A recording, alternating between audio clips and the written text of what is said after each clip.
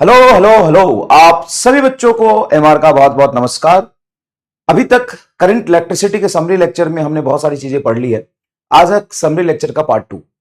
बहुत डिटेल में मैंने लेक्चर रिकॉर्ड किया, हर एक चीज, हर एक थ्योरी बहुत अच्छे से समझाया है, खुद लिखा है ना। तो बहुत अच्छे से आपको समझ में आ गया होगा।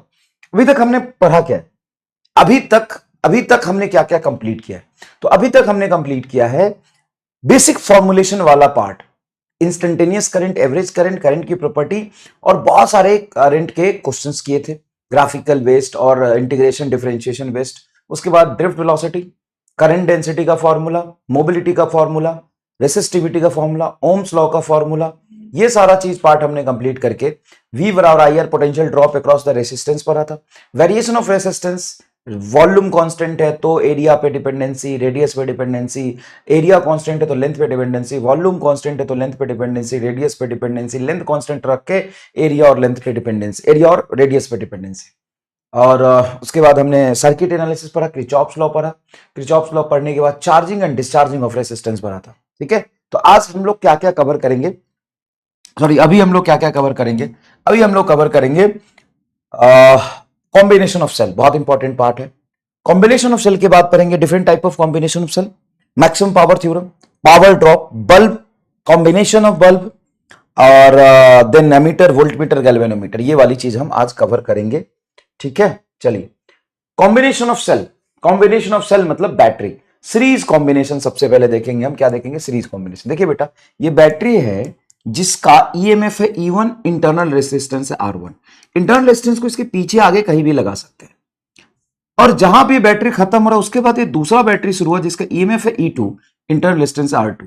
इसका ईएमएफ है E3, इंटरनल रेजिस्टेंस है R3। इसका ईएमएफ है E4, इंटरनल रेजिस्टेंस है R4, एंड सो ऑन। ये En और इंटरनल रेजिस्टेंस Rn। कितने बैटरी है? देयर आर n बैटरी, 1 2 3 4, और सबकी जो पोलरिटी है वो सेम ही साइड में हाई है। देखो, इसका लेफ्ट साइड में हाई, लेफ्ट साइड में हाई, लेफ्ट साइड में हाई, लेफ्ट साइड में हाई, लेफ्ट साइड में हाई, लेफ्ट हैंड साइड में। तो आप लिखेंगे equivalent, equivalent EMF, EMF equivalent, equivalent, equivalent EMF आपका यहां से आएगा E1 plus E2 plus E3 plus E4 plus En। ये इक्विवेलेंट ईएमएफ आ गया। यहां पे किसी को माइनस नहीं करेंगे क्या? नहीं करेंगे। क्यों नहीं करेंगे? देखिए बेटा, कि यहां पे जो करंट आ रहा है वही करंट यहां पहुंचा है, वही करंट यहां पहुंचा है, वही करंट यहां पहुंचा है। क्या सारे वायर में करंट सेम ही जा रहा है? सारे बैटरी के थ्रू? सर सारे बैटरी के थ्रू करंट सेम जा रहा है। क्या सारे रेसिस्टेंस में करंट सेम जा रहा है? हाँ। तो इस सर्किट को आप एक सिंपल सर्किट में ऐसा कन्वर्ट कर सकते हैं, एक battery, 2 battery, 3 battery, 4 battery, 5 battery, En battery, ये कर सकते हैं। सर इसका रेसिस्टेंस कहां गया? सबके रेसिस्टेंस को मैं यहां एक साथ जोड़ सकता हूं।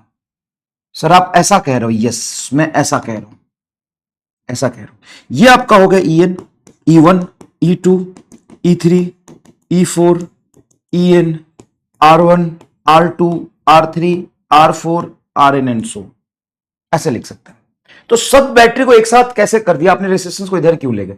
करंट तो सेम ही जा रहा है ना बेटा, करंट तो सब में सेम जा रहा है, तो सारे रेसिस्टेंस को सीरीज में मान सकते हैं और सारे बैटरी को आप यहां बना सकते हैं। अब देखिए, मान लीजिए यहां पे पोटेंशियल आपने 0 माना, एग्जांपल कह रहे हो, तो यहां से आएंगे En प्लस होगा, लो से हाई जाएंगे, फिर प्लस प्लस प्लस प्लस। तो जब तक कोई बैटरी की पोलैरिटी उल्टी ना जुड़े हो तो सबका ईएमएफ, इक्विवेलेंट ईएमएफ क्या आ जाएगा? ये रहा, ये इक्विवेलेंट ईएमएफ आ जाएगा। ये रहा आपका इक्विवेलेंट ईएमएफ। इक्विवेलेंट ईएमएफ के लिए E1, E2, E3, E4 and En, और यहां पे सारे रेजिस्टेंस को एक साथ जोड़ देंगे तो R इक्विवेलेंट आ जाएगा। जो R इक्विवेलेंट में यहां पे सीरीज में है सारे रेजिस्टेंस, तो R1 plus R2 plus R3 plus R4 and so on Rn। Simple सी बात है।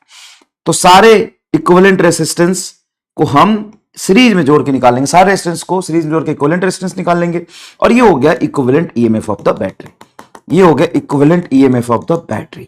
ये ए और बी के बीच में सारे बैटरी को हटा के ये बना सकते हैं, सारे बैटरी को हटा के ये बना सकते हैं, कोई प्रॉब्लम नहीं है, कोई प्रॉब्लम नहीं है। इस पे अगर आप सवाल करना चाहें तो कैसे सवाल बन सकते हैं इस पे? देखो, जितने भी सिंगल लूप के क्वेश्चन होते हैं ना, उसको सीरीज कॉम्बिनेशन ऑफ बैटरी से कर सकते हो।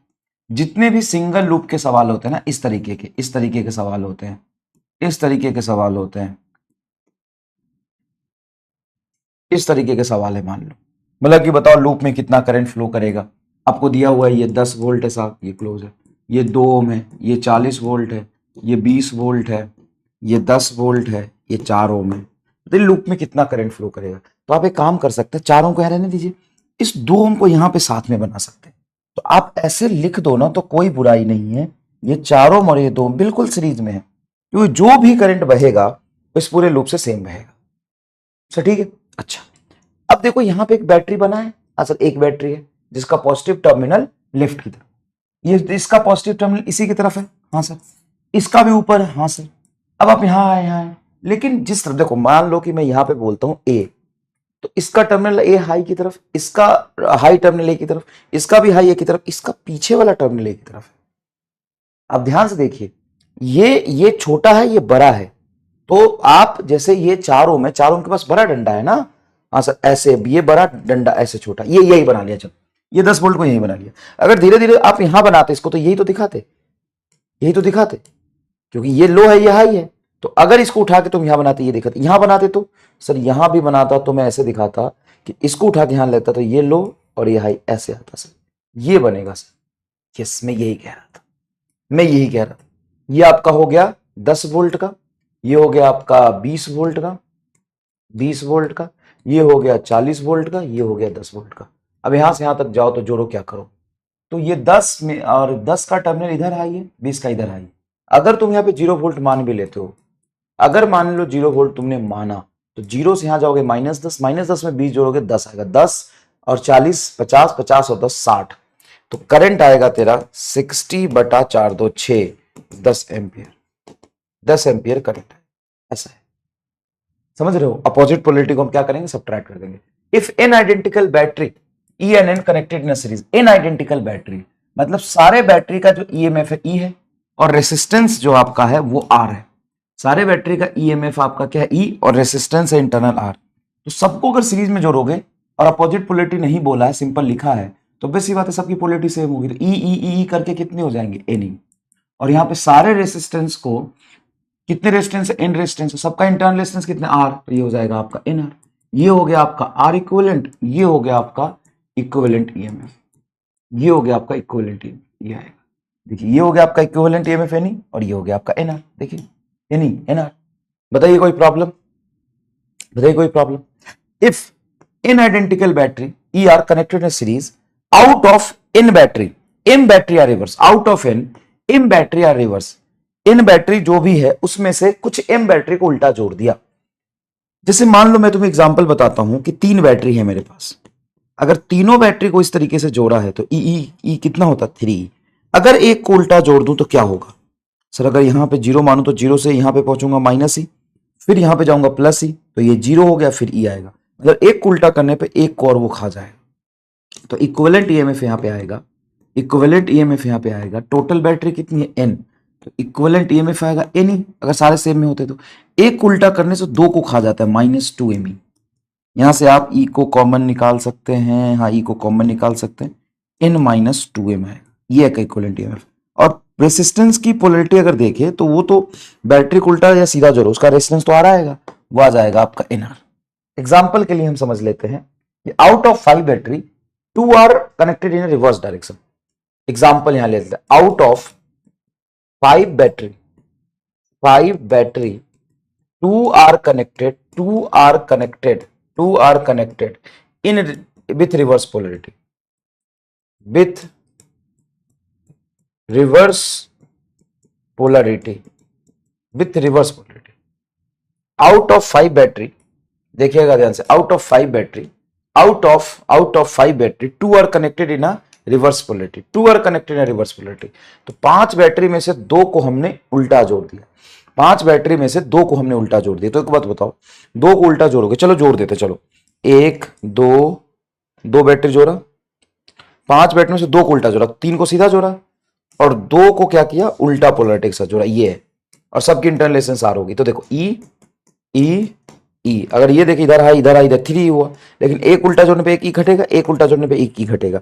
तो 3 ही तो पॉजिटिव में, उसमें से 2 ही घटा दोगे तो कितना बचेगा, ई बचेगा। इक्विवेलेंट ईएमएफ आपका आ जाएगा सिंपल ई। इस फॉर्मूले से देख लो कितने बैटरी हैं सर, सबकी ईएमएफ ई, कितने बैटरी है, 5, उसमें से कितना उल्टा जोड़ा, 2, 2 गुना 2, बताओ क्या हो जाएगा, 5 में से 4 जाएगा, ई आएगा। देखो वेरीफाई हो गया कि नहीं, यही चीज यहां पे वेरीफाई हो गया कि नहीं। तो फॉर्मूला आपके साथ साथ मैंने क्या कर दिया, वेरीफाई कर दिया। Parallel combination of cell, parallel combination of cell बहुत इंटरेस्टिंग है। मान लीजिए कि एक बैटरी, अब आप इस लूप में देखेंगे, इस लूप में देखेंगे एक बैटरी है, ये E1 रेसिस्टेंस R1, ये बैटरी E2 रेसिस्टेंस R2। मैंने पहले भी आपको बताया था कि पैरेलल कॉम्बिनेशन जब आप पढ़ रहे हो ना, तो अगर उसको पूरे लूप में एक साथ चल के देखोगे तो वो दोनों बैटरी आपको सीरीज में नजर आएगा, वो दोनों बैटरी आपको क्या नजर आएगा, सीरीज में नजर आएगा। मैं कहना क्या चाहता हूं बताता हूं। मान लो बेटा एक बैटरी बनाया मैंने, इसकी रेसिस्टेंस ये है, फिर एक रेसिस्टेंस बनाया, इसकी बैटरी ये है। क्या मैं नहीं कह सकता कि ये E1 R1 जो बैटरी है E2 R2 के साथ सीरीज में है? तो कैसे कह सकते हो सीरीज में? एक लूप में चलिए, एक लूप में चलिए, बढ़िया, ये सीरीज में ही तो है। अब यहां से चलिए, बताइए, आप यहां से चल के इस क्लोज लूप में घूमेंगे तो आप यहां से चले, यहां पे पहुंचे, यहां से इधर जाओगे +E1 +E1 +E1, फिर यहां जाओगे, उल्टा है विथ अपोजिट पोलरिटी। यहां पे दोनों बैटरी को हटा के अगर मैं इक्विवेलेंट बैटरी देखूं तो उसको मैं लिख सकता हूं E1 - E2। अगर मैं लूप में इसको सीरीज कॉम्बिनेशन लू तो, सीरीज कॉम्बिनेशन लू तो देखो ना इक्विवेलेंट ईएमएफ, और आर इक्विवेलेंट क्या हो जाएगा, R1 + R2। तो अगर इस लूप में तुमसे करंट पूछेगी, बताओ करंट कितना बहेगा, तो करंट बहेगा E1 - E2 बटा R1 + R2। Yes, this is the answer, खत्म। इस लूप में ये करंट आएगा, लूप का ये करंट आएगा। सर पैरेलल कॉम्बिनेशन फिर कैसे डिफाइन होगा, ये सीरीज है कि नहीं? सर कैसे माना सीरीज? अरे भाई मान लो कि मैंने इसको x बोला, ठीक है, तो x के बाद, जैसे मान लो कि मैंने इसको यहां पे x बोला, तो x के बाद एक लोअर टर्मिनल और हायर टर्मिनल के साथ एक बैटरी है, फिर एक बैटरी यहां पे खत्म हो गई, फिर ये दूसरा बैटरी शुरू हो गई, फिर हम क्लोज लूप में आ गए। बताओ क्या प्रॉब्लम है? तो आप इसको पैरेलल कॉम्बिनेशन नहीं कहोगे? नहीं कहूंगा, ये लूप में पैरेलल कॉम्बिनेशन है ही नहीं। इस पूरे लूप में दोनों बैटरी सीरीज में और दोनों की पोलरिटी एक दूसरे से अपोजिट है। कैसे अपोजिट है? इसलिए अपोजिट है कि मान लो एक बैटरी तुम ऐसे जोड़ते हो, ठीक है, और एक बैटरी ऐसे जोड़ते हो क्लोज लूप में, और ये क्लोज लूप में। अब आराम से देख बेटा, आराम से देख, तो यहां पे कहीं लो पोटेंशियल पे है, 0 पे मान ले, तो यहां से यहां जाएगा तो ऐड करेगा, फिर यहां से यहां जाएगा तो ऐड करेगा। तो सेम मैनर में लो के बाद हाई, फिर लो के बाद हाई, फिर लो के बाद हाई, इस तरीके से कनेक्ट है, तो क्या बोलोगे, सीरीज। और यहां पे आप देखो वो कैसे गया, मैंने तो यहां पे मिटाया था यार। ये क्या बदतमीजी है ये, अरे क्या बदतमीजी है यार, कुछ भी। चलो कोई बात, ये E1 है, यहां पे रेसिस्टेंस R1 है। तो आप लो के बाद हाई जोड़ रहे हो, फिर लो के बाद हाई जोड़ रहे हो, फिर लो के बाद हाई जोड़ रहे हो। यहां पे आपने क्या किया, ये बैटरी है, ये रेसिस्टेंस है, ये बैटरी, ये रेसिस्टेंस है, तो इस पूरे लूप में घूमोगे, तो इस लूप में यहां से चलोगे तो लो के बाद हाई, हाई हाई, फिर हाई के बाद लो, तो इस क्लोज लूप में क्या हो जाएगा, अपोजिट पोलरिटी के साथ आएगा। ठीक है सर, अब ये सेम बैटरी बना रहा हूं मैं, सेम बैटरी है ये, E1 EMF, रेसिस्टेंस R1, यहां पे E2 EMF and resistance R2 ऐसे जोड़ दिया, तो ये पैरेलल। बोलो क्या मजाक है यार, ये जब आप कह रहे थे सीरीज है तो ये पैरेलल कैसे हो गया? कहां से पैरेलल हो जाएगा यार, ये नहीं पैरेलल है। लेकिन वो पैरेलल किस पॉइंट के बीच है? इस पॉइंट को अगर मैं कंसीडर करूं x, और इस पॉइंट को कंसीडर करूं y, और इस दोनों पॉइंट के बीच में मैं बात करूं, तब जाके मैं कहूंगा कि इस बैटरी का पॉजिटिव टर्मिनल देखो x पर, और इस बैटरी का भी पॉजिटिव टर्मिनल है x पर। इस बैटरी का निगेटिव टर्मिनल देखो रेजिस्टेंस के साथ y पर, इस बैटरी का निगेटिव टर्मिनल रेजिस्टेंस के साथ y पे। ये x और y के बीच पैरेलल है। these two cell parallel between x and y, दो पॉइंट के बीच में। मैं यहां पे इन दोनों को बैटरी हटा के, मैं क्या कर रहा हूं, इन दोनों बैटरी को हटा के एक बैटरी बनाऊंगा, लेकिन एक बैटरी तो इस लूप में ही बनाऊंगा ना, जिसका रेजिस्टेंस R1 + R2 हो जाएगा, देखो ER1 ER2, और ये हो जाएगा E1 - E2। अगर आप इसका ज्यादा पोटेंशियल लेते तो यहां से जाएंगे लोअर से हाई, फिर हाई से लो है ये, तो E2 क्या होगा, घटेगा। अगर ऐसा होता तो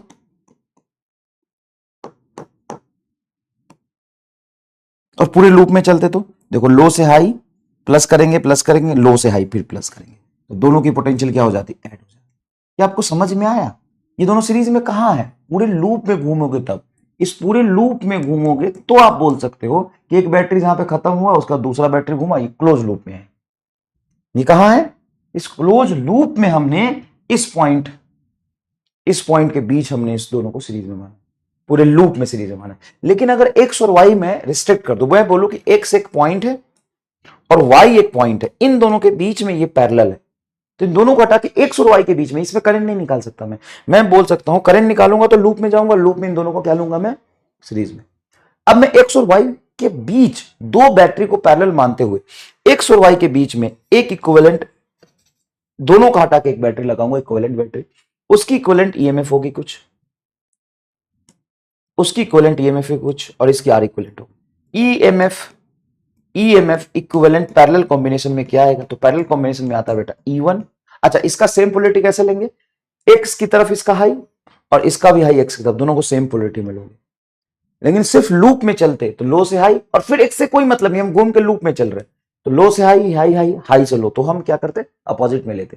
लेकिन जब हम पैरेलल लेंगे, हम पॉइंट एक्स कंसीडर करेंगे, तो एक्स की तरफ इसका हाई, एक्स की तरफ ही इसका भी हाई, तो E1/R1 plus E2/R2 divided by 1/R1 plus 1/R2, ये इक्विवेलेंट ईएमएफ की वैल्यू होगी।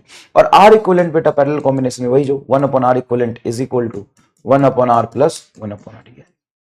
अगर सारे बैटरी आइडेंटिकल हो तो there are n identical battery connected in a parallel, there are n identical battery connected in a parallel, battery connected in a parallel, there are n identical battery connected in parallel, तो देखिए एक battery है बेटा, हाँ sir है, दिख रहा है बैटरी है, एक बैटरी ये है, हाँ सर दिख रहा है बैटरी है, एक बैटरी ये है, हाँ सर दिख रहा है बैटरी है, एक बैटरी ये, और बीच में बहुत सारे बैटरी लगे हैं, और यहां पे सारे बैटरी पैरेलल। आप क्या बोलेंगे, ये ER, ये भी ER, ये भी ER, और ये भी ER n टाइम्स। इन सब को हटा के आप देखो x पॉइंट बना लिया और ये y पॉइंट बना लिया, ये x और y के बीच ये बहुत सारे बैटरी पैरेलल है, x और y के बीच ये बहुत सारे बैटरी पैरेलल है। तो इसका जो इक्विवेलेंट ईएमएफ होगा, वो होगा E/R, सारे बैटरी का पॉजिटिव टर्मिनल x की तरफ है, E/R plus E/R plus E/R and so on, n times n times करना है, तो कितनी बार जोड़ोगे, n/E/R divided by 1/R। Sir आप रेसिस्टेंस और ईएमएफ दोनों का एक ही साथ निकाल रहे हो क्या, नहीं, ये इक्विवेलेंट ईएमएफ निकाला है बस, लेफ्ट हैंड साइड में इक्विवेलेंट ईएमएफ है, और वो इक्विवेलेंट ईएमएफ आ रहा है E/R n/E/R, तो n टाइम्स हमने जोड़ा है E/R, और नीचे ये भी 1/R, देखो 1/R एक बार रहता तो 1/1/R, एक 1 टाइम्स, अगर 2 बार रहता तो क्या लिखते सर, 1/R प्लस 1/R मतलब 2/R, 3 बार रहता तो 1/R, 3/R, 4 बार रहता तो 4/R, 5 बार रहता तो 5/R, कितनी बार है, n बार, तो n/R, ये है आपका इक्विवेलेंट ईएमएफ, ये है आपका इक्विवेलेंट ईएमएफ। यहां से n/R से n/R कट गया, क्या आएगा E, मतलब अब 50 battery equivalent EMF same EMF का, 50 बैटरी सेम ईएमएफ का पैरेलल जोड़ दो तो E प्लस E ही रहेगा। 10 वोल्ट की बैटरी मान लो, इसका इंटरनल रेजिस्टेंस भी 2 ओम है, 10 वोल्ट 2 ओम, 10 वोल्ट 2 ओम की 100 बैटरी जोड़ दो पैरेलल में, इक्विवेलेंट ईएमएफ 10 वोल्ट ही रहेगा। देखो हाँ, R इक्विवेलेंट क्या आएगा, 1/R is equal to 1/R plus 1/R plus 1/R plus 1/R and so on, कितनी बार, n बार, तो 1/R equivalent is equal to n/R आ जाएगा, R equivalent is equal to आएगा R/n। मतलब इन सभी बैटरी को पैरेलल कॉम्बिनेशन में जोड़ के एक बैटरी बनाओगे तो उसका इक्विवेलेंट ईएमएफ आएगा E, इक्विवेलेंट ईएमएफ क्या आ गया, E, और R इक्विवेलेंट आएगा R/n। यह है पैरेलल कॉम्बिनेशन का जादू।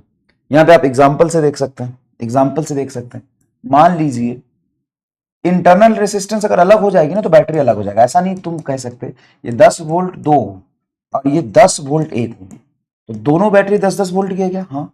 अगर पैरेलल कॉम्बिनेशन में x और y के बीच इस दोनों बैटरी को हटा के एक बैटरी मुझे बनाना हो तो इसका इक्विवेलेंट ईएमएफ क्या होगा, आप 10 वोल्ट नहीं कह सकते क्योंकि आइडेंटिकल बैटरी नहीं है। इसका जब ईएमएफ आप निकालेंगे तो ये आएगा आपका 10/2 प्लस 10/1 डिवाइडेड बाई 1/2 1/1। यहाँ पे अगर आप दो एलसीएम लेते हो, दो एलसीएम ले लेते हैं ना, कोई दिक्कत नहीं, दो एलसीएम ले लेते हैं। दो एलसीएम लोगे तो ये आएगा 10, यहाँ पे 2 था तो ऊपर 10 और यहाँ पे 1 था तो डबल हो जाएगा 20 डिवाइडेड बाई 1/, तो यहाँ भी दो एलसीएम लोगे तो ये आएगा 1 + 2, तो 2 से 2 कट गया, ऊपर आएगा आपका 20 10 30/3 10 वोल्ट आ गया। इंटरनल रेजिस्टेंस चला हुआ तो भी कोई फर्क नहीं पड़ता है। अगर 10 वोल्ट की बैटरी है, इंटरनल रेजिस्टेंस का सेम नहीं लिया तो भी 10 वोल्ट आएगा। सरप्राइजिंग।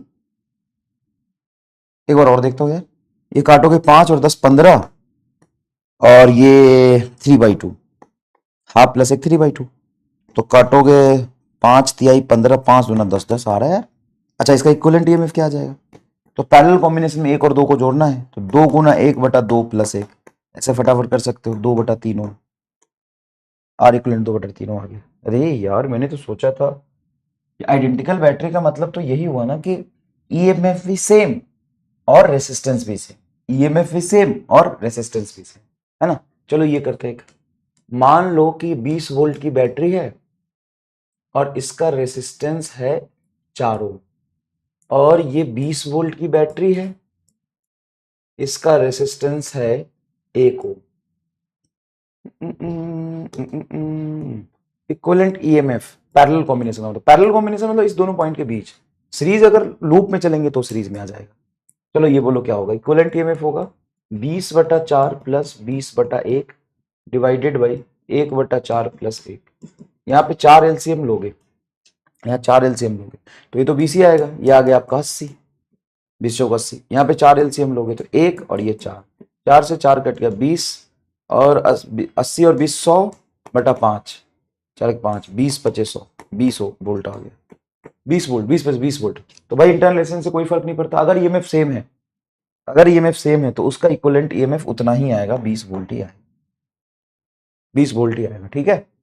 और सर अगर पोलैरिटी उल्टा कर दे इसमें, तो इसमें उल्टा पोलैरिटी का क्या मतलब है? देखिए, ये अगर एक बैटरी है E1 का रेसिस्टेंस R1 है, ये एक बैटरी है E2 का रेसिस्टेंस R2 है, ये एक बैटरी है E3 का ये E3 का रेसिस्टेंस R3 है। इसका इक्विवेलेंट ईएमएफ बताइए क्या होगा? इसका इक्विवेलेंट ईएमएफ क्या होगा इस पॉइंट और इस पॉइंट के बीच में?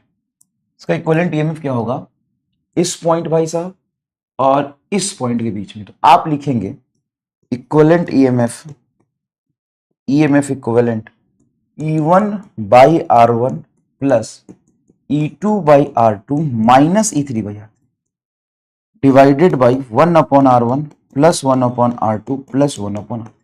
यहाँ पे एक निगेटिव टर्म आपको, E1/R1 E2/R2 E3 उल्टा हो गया, E3/R3, इस तरह का आपको आंसर मिलेगा, इस तरह का आपको यहां पर आंसर मिलेगा। क्या आपको समझ में आ रही है चीज? क्या आपको समझ में आ रही है चीज? ठीक है, क्लियर है एकदम। माइनस क्यों सर? रेजिस्टेंस में माइनस क्यों नहीं किया? रेजिस्टेंस तो पॉजिटिव होता है हमेशा, रेजिस्टेंस की टर्मिनल उल्टा सीधा नहीं मान सकते, है ना। रेजिस्टेंस की टर्मिनल, यहाँ पे आर इक्विवेलेंट भी तो निकालोगे तो आर इक्विवेलेंट 1/R इक्विवेलेंट आ जाएगा 1/R1 plus 1/R2 plus 1/R3, है ना। पैरेलल कॉम्बिनेशन का बहुत बढ़िया खेला यहाँ पे आप देख सकते हो कि मान लो ये बैटरी है, रेसिस्टेंस है, ये बैटरी है, ये रेसिस्टेंस है, यहाँ पे एक रेसिस्टेंस है, ये है 10 वोल्ट, 2 ओम, 4 ओम, 20 वोल्ट, 2 ओम। इस 2 ओम से करंट निकाल, तो इस 2 ओम से करंट निकालने का ना बहुत आसान तरीका एक है, बहुत आसान तरीका है कि आप इसको x मान लीजिए और इसको y मान लीजिए, है ना। आगे मत खींचिए, मतलब x y मान लीजिए और बताइए x और y के बीच में ये 2 ओम एज इट इज रहने दीजिए, ये 2 ओम एज इट इज रहने दीजिए। क्या यहाँ पे दोनों बैटरी को हटा के एक बैटरी और एक रेजिस्टेंस मान सकता हूँ? कैसे बताओ? ये x के पास इसका लोअर टर्मिनल, इस x के पास इसका हायर टर्मिनल। भाई इन दोनों बैटरी का एक टर्मिनल यहाँ पे है, दूसरा टर्मिनल पिछवाड़े में है, तो एक्स वाई के बीच में ये दोनों पैरेलल तो हो गया ना। और एक्स वाई के बीच में ही नीचे तुम्हारा 2 ओम है, ये देखो नीचे तुम्हारा 2 ओम है। ये क्या इसको एक्स और वाई के बीच में पैरेलल कॉम्बिनेशन मान ले? हाँ पैरेलल मान लीजिए। तो पैरेलल मान की ईएमएफ क्या आएगा, कैलकुलेट करना पड़ेगा। देखो 10/2, तो 10/2, एक काम करो, एक काम करो, एक काम करो, निगेटिव आ जाएगा, तो इधर ही ज्यादा पोटेंशियल मान के चलो ना, वाई की तरफ। तो इस बैटरी को ऐसे बनाओ, मतलब तुमने डोमिनेटिंग किसको मानी, 20 वोल्ट को, तो इधर पॉजिटिव मान लो, वाई की तरफ देखो हाई लिखा तुमने इसका, तो यहां पे हो जाएगा ईएमएफ 20/4 माइनस 10/2, मैं तो लिखो। अब 20/4 क्या होगा, 5, और ये भी क्या होगा, 5, तो इज इक्वल टू 0, मतलब ईएमएफ 0 आ जाएगा। तो आर इक्वलेंट कुछ भी निकालोगे सर्किट में करंट ही नहीं बहेगा। बढ़िया सवाल हो गया यार। अब यहाँ पे पॉइंट पोटेंशियल निकालोगे कितना मुश्किल होगा, देखो ये कितना आसान हो गया। Mixed grouping of cell, mixed grouping of cell is very interesting. मान लो n cell in a series combination, n cell in a series combination, n cell series combination में है, and such n cell connected in parallel, sun h cell connected in a parallel, such n cell connected in a, बहुत सारे ऐसे cell parallel में connected. जैसे देखिए ये आपका ईएमएफ ई, इंटरनल रेजिस्टेंस आर, ईएमएफ ई, इंटरनल रेजिस्टेंस आर, ईएमएफ ई, internal resistance R, EMF ई, internal resistance R, EMF ई, internal resistance R, ऐसे ऐसे एन सेल कनेक्टेड है। ये एन है, 1 2 3 5, एन है, एन सेल कनेक्टेड है ना, एन सेल टोटल मान लिया। एन की वैल्यू हो सकती है 4 हो, 5 हो, 6 हो, और फिर ऐसे ऐसे एक सेम ऐसा 2, फिर यहां पे 3, ऐसे ऐसे करके m टाइम्स आपने पैरेलल जोड़ा। ये n cell in series, n cell in series, और m times parallel, m times parallel, ठीक है, ठीक है। और यहां पे आपने बोल दिया ये पॉइंट हमको x है और ये पॉइंट हमारा y है। अब चाहो तो इस पॉइंट सबका कॉमन है, इसको यहां पे लेके एक एक्सटर्नल रेजिस्टेंस कैपिटल R जोड़ दो। क्लियर है क्या ये सर, ठीक लग रहा। अब सुनो, बताओ, इस पॉइंट को हमने y बोला, इस पॉइंट को हमने x बोला। मुझे बताओ जैसा ये सीरीज में है बैटरी का कॉम्बिनेशन n बैटरी का, वैसा ये भी n बैटरी का, वैसा ये n बैटरी, इसमें सारे बैटरी को एक साथ जोड़ोगे तो क्या आएगा सर, n ही आएगा, और रेजिस्टेंस क्या आएगा, nr आएगा। और वैसे वैसे कितनी बार आप पैरेलल जोड़ रहे हो सर, पैरेलल जोड़ रहे हैं हम m टाइम्स, ऐसे ऐसे m टाइम्स हमारा पैरेलल है। ये हो जाएगा ne nr, यहां पे रेसिस्टेंस हो जाएगा आपकी कैपिटल R। अब एक बात बताइए, पैरेलल कॉम्बिनेशन में चाहे कितनी भी बैटरी आप जोड़ लो, एनी सबको जोड़ के ये एन ही बचेगा क्या, हाँ एन ही बचेगा। और रेसिस्टेंस क्या हो जाएगा, एनआर कितनी बार, एम बार, तो एनआर बाई एम आपका आर इक्विवेलेंट आ जाएगा। और ये है आपका कैपिटल आर। बस इतना कर लिया हो गया काम, इतना कर लिया हो गया काम। बताइए इतना ही तो करना था, और आपको क्या करना है, ये क्या चल रहा है, कुछ गड़बड़ ना हो जाए यार। चलिए इतना ही तो करना है आपको, और क्या करना है। तो बताइए यहाँ पे करंट कितना बहेगा, तो करंट बहेगा आपका पूरे बैटरी का ईएमएफ एनी, और ये आर और ये पैरेलल में N small R by M capital R. चाहो तो एम एलसीएम ले लो, एलसीएम एम लोगे तो यहाँ पे एम नीचे आएगा, तो ये होगा M R plus N R, M ऊपर, तो हो जाएगा एन एम ई बटा M R plus N R. ये आंसर आ गया। देखिए आप ध्यान से, ये आपका आंसर है, बिल्कुल चमकता हुआ, बिल्कुल चमकता हुआ। देखिए क्लियर है क्या, ये पूरा समझा दिया। नेक्स्ट पावर क्या है, तो पावर जो होता है ना, पावर होता है energy consumed, energy consumed per second, इसको कहते हैं power, energy consumed per second. P is equal to define होता है डीई बाई डी टी। तो ये हो गया इंस्टेंटेनियस पावर आपका। आप एवरेज पावर यहाँ पे डिफाइन कर सकते हैं, एवरेज पावर होता है total energy consume, E total divided by total time. ये आप ऐसे डिफाइन कर सकते हैं। क्या लिखेंगे, एवरेज पावर क्या होगा, एवरेज पावर होगा E total energy consume by total time taken. और किसी भी चीज का एवरेज जब निकालोगे ना, तो इसका एक खोपचा कंसेप्ट भी आता है, पी एवरेज। याद करो मैंने आपको दिखाया था, P average integration of P into D T divided by integration of D T. ठीक है, एवरेज वेलोसिटी, एवरेज पावर। अच्छा यहाँ पे डी बराबर क्या हो जाएगा फिर सर, यहां से डी बराबर होगा टोटल एनर्जी कंज्यूम, ये total energy consumed E N E R GOI energy consumed से तो छोटा एनर्जी कंज्यूम्ड, टोटल कैसे बोल रहे हो? Total energy consume in DT time, total energy consumed in DT time, ये है, ये total energy consume in DT time. तो D बराबर हो जाएगा P इंटू DT। ठीक है, अब यहां से दो फॉर्मूला निकलता है। अगर आपका पावर कांस्टेंट है ना, टाइम पे डिपेंड नहीं कर रहा, कांस्टेंट पावर, अगर पावर कांस्टेंट है तो DE बराबर आप लिखेंगे P DT, दोनों तरफ इंटीग्रेट कर दीजिए, तो यह आ जाएगा E बराबर P बाहर DT का इंटीग्रेशन T, E बराबर PT। तो टोटल एनर्जी कंज्यूम बराबर PT कब आता है? जब पावर आपका कांस्टेंट हो। अगर power as a function of time variable है, मतलब टाइम के साथ पावर आपका क्या है? वेरिएबल है, तो यहां पे आप करेंगे इंटीग्रेशन DE बराबर इंटीग्रेशन P DT, दोनों तरफ इंटीग्रेट करोगे, ये आ जाएगा E बराबर एनर्जी बराबर integration of P into DT। Integration से बाहर क्यों नहीं निकला? क्योंकि power as a function of time given है। तो बहुत इंपॉर्टेंट है, ये बहुत इंपॉर्टेंट बात है, इसको बहुत अच्छे से यहाँ पे आप विजुअलाइज करके रखेंगे, बहुत अच्छे से आप इसको विजुअलाइज करके रखेंगे। देखिए ना कितना अच्छा बता दिया।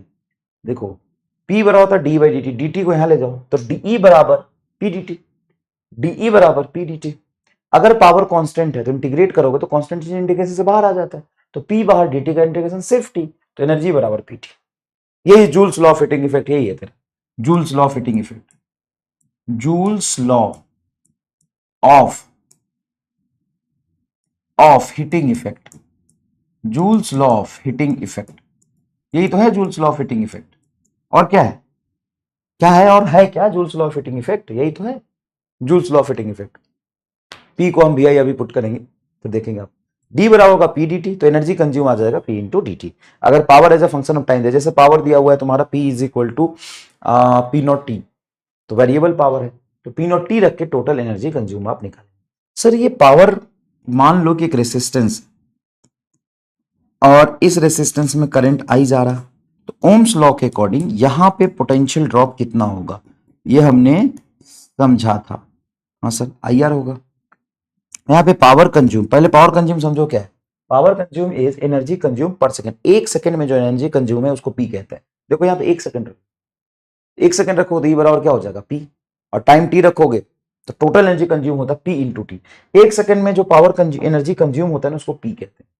T को ऑन रख दो, देखो E बराबर क्या आ जाएगा P। तो एक सेकंड में जो एनर्जी कंज्यूम होता है, एक सेकंड में एनर्जी जो कंज्यूम होता है, एक सेकंड में, एक सेकंड में जो एनर्जी कंज्यूम होता है, एक सेकंड में जो एनर्जी कंज्यूम होता है उसको P कहते हैं। 2 सेकंड में 2P, 3 सेकंड में 3P, तो इसलिए T टाइम में PT। ठीक है, तो एक सेकंड में जो एनर्जी कंज्यूम होता है यहाँ पे वो होता है I into sorry I into V, VI कहते हैं इसको। और कंज्यूम कितना है? I into V। अगर आपको वहां का वोल्टेज ड्रॉप पता है V और उसका करंट फ्लो कर रहा है I, तो I इंटू V होता है पावर कंज्यूम। यहाँ पे V को हम IR लिख सकते हैं, तो I पहले से था, V को IR लिखेंगे तो ये हो जाएगा I स्क्वायर R। क्लियर है क्या? हाँ सर, I स्क्वायर R। अच्छा, I को क्या लिख सकते हैं यहाँ से? V by are. I को हम देखो, I को क्या लिख सकते हैं? V by R. तो P बराबर आ जाएगा IV is equal to I square R, और I को लिखेंगे हम V बाई आर, तो V स्क्वायर भी R स्क्वायर, R से R कटेगा, नीचे R आ जाएगा V स्क्वायर बाई R। तो कई बार आपको पावर कंपेयर करना होगा, तो पावर कंपेयर करने के लिए आप एक्चुअल में देखेंगे कि उसमें करंट सेम जा रहा है कि डिफरेंट जा रहा है, उसमें वोल्टेज सेम होगा कि डिफरेंट होगा, ये सारी चीजें आप कंपेयर करेंगे तो उसमें पावर आसानी से कंपेयर हो जाएगा।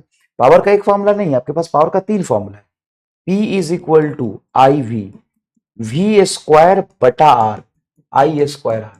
अगर बेटा आराम से देखो, दो ऐसे रेसिस्टेंस है जिसमें करंट सेम फ्लो कर रहे हैं, दो ऐसे रेसिस्टेंस है या 3 ऐसे रेसिस्टेंस है जिसमें करंट सेम फ्लो कर रहे हैं।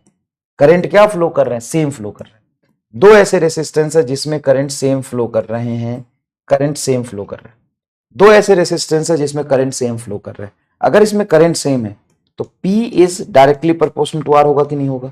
अगर P और R का ग्राफ बनाएंगे तो स्ट्रेट लाइन बनेगा कि नहीं? और कब होता है करंट सेम? सीरीज कॉम्बिनेशन में। कब होता है करंट सेम? कहां होता है? सीरीज कॉम्बिनेशन में। तो सीरीज कॉम्बिनेशन में अगर बहुत सारे रेसिस्टेंस लगे हैं, सीरीज कॉम्बिनेशन में बहुत सारे रेसिस्टेंस लगे हैं, तो हर रेसिस्टेंस का, सीरीज कॉम्बिनेशन में बहुत सारे रेसिस्टेंस लगे हैं तो हर रेसिस्टेंस का करंट सेम होगा। करंट सेम होगा तो power directly proportional to R. लेकिन अगर मान लो पैरेलल है, क्या है? पैरेलल कॉम्बिनेशन है। अगर पैरेलल कॉम्बिनेशन है, पैरेलल कॉम्बिनेशन, तो पैरेलल कॉम्बिनेशन में वोल्टेज सेम होता है, और अगर आपका वोल्टेज सेम है तो P directly proportional to 1/R। देखो वोल्टेज सेम है तो P directly proportional to 1/R। तो यहां पे P और R का ग्राफ बनाएंगे, P और R का ग्राफ बनाएंगे, क्या रेक्टेंगुलर हाइपरबोला होगा? P और R का ग्राफ बनाएंगे, P और R का ग्राफ बनाएंगे, क्या ये रेक्टेंगुलर हाइपरबोला होगा? देखिए P और R का ग्राफ, जितना R ज्यादा उतना पावर कंज्यूम कम, जितना R ज्यादा उतना पावर कंज्यूम कम। सिंपल सी बात होती है, सिंपल सी बात होती है, जितना P ज्यादा उतना पावर कंज्यूम कम। मैक्सिमम पावर थ्योरम पे आएंगे बेटा, अभी मैक्सिमम पावर थ्योरम पे आएंगे। थोड़ा सा तुमको power combination, series and parallel combination में मैं कंपेयर करना सिखा दूं। जैसे मान लो भाई साहब ये 3 ओम है और ये 2 ओम है, इसको मैंने एक बैटरी से जोड़ दिया, 10 वोल्ट की बैटरी है। और पावर जो होता है स्केलर होता है कि वेक्टर होता है? स्केलर होता है पावर। पावर आपका खुद में क्या है? स्केलर है। इसका यूनिट क्या होता है? वॉट, वॉट या जूल सेकंड, जूल पर सेकंड, सॉरी जूल पर सेकंड। ठीक है, अब मैं तुमसे बोलूं कि 2 रेसिस्टेंस या 3 रेसिस्टेंस, 4 रेसिस्टेंस में आपको टोटल पावर कंज्यूम निकालना है, तो जब भी आप टोटल पावर कंज्यूम निकालेंगे तो पावर स्केलर होता है, स्केलर, और यहां पे कभी पावर निगेटिव नहीं आएगा। अच्छा, कई बार स्केलर निगेटिव भी होते हैं, यहां पे पावर कभी निगेटिव नहीं हो सकता। निगेटिव पावर जैसा कोई concept, power can not be negative, power can not be negative, power can not be negative, negative power can not be negative, power can not be subtracted, power cannot be subtracted, cannot be subtracted, subtracted. यहाँ पे power घट थोड़ी ना सकता है, decrease थोड़ी ना कर सकता है।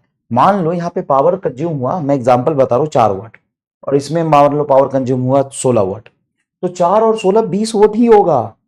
टोटल पावर कंज्यूम अगर आप कहीं निकाल पा रहे हैं तो आप सीरीज में निकालो या पैरेलल में निकालो, है ना, पावर को आप ऐड ही करोगे। यहाँ पे बहुत इंपॉर्टेंट बात लिखता हूँ, बहुत इंपॉर्टेंट बात है, मतलब 99% बच्चे इसमें कंफ्यूज रहते हैं। If you are calculating consume power, if you are calculating, if you are calculating consume power, consumed power, then it will always follow simple addition, whether it is in parallel or series। अगर आप कहते हो ना हमें series combination of power पढ़ना है, अबे तो वो series combination and parallel combination of power consume ना बल्ब होता है, series and parallel combination of bulb होता है, series and parallel combination of power कभी नहीं होता।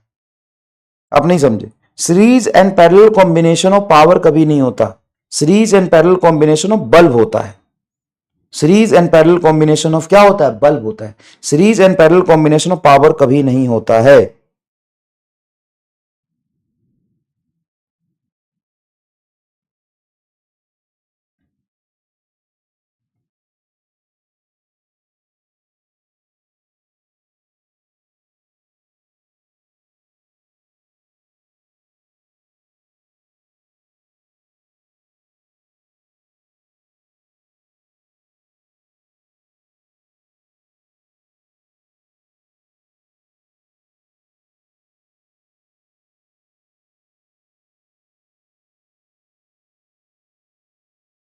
Series and parallel combination of bulb कभी नहीं होता है, series and parallel combination of power होता है।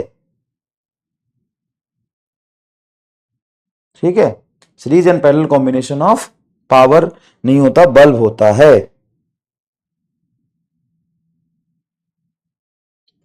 ठीक है, बताओ समझ में आया कि नहीं आएगा?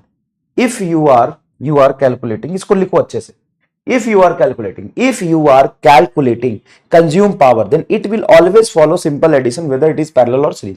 मैं करके दिखाता हूं। जैसे मुझे इसमें टोटल पावर कंज्यूम निकालना है तो सबसे पहले क्या करूंगा, इसमें करंट निकाल लेता हूं। करंट तो पक्की बात है 10 वोल्ट का ईएमएफ है, और 3 2 5, तो 5 तो 2 एम्पियर करंट आ गया।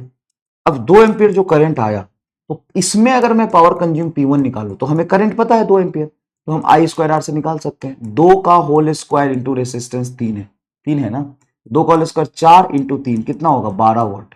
और इसमें पावर कंज्यूम कितना होगा, इसमें पावर कंज्यूम होगा आई स्क्वायर आर, तो 2 का होल स्क्वायर इंटू 2, 2 का होल स्क्वायर 4, 4 दूना 8, 8 वाट।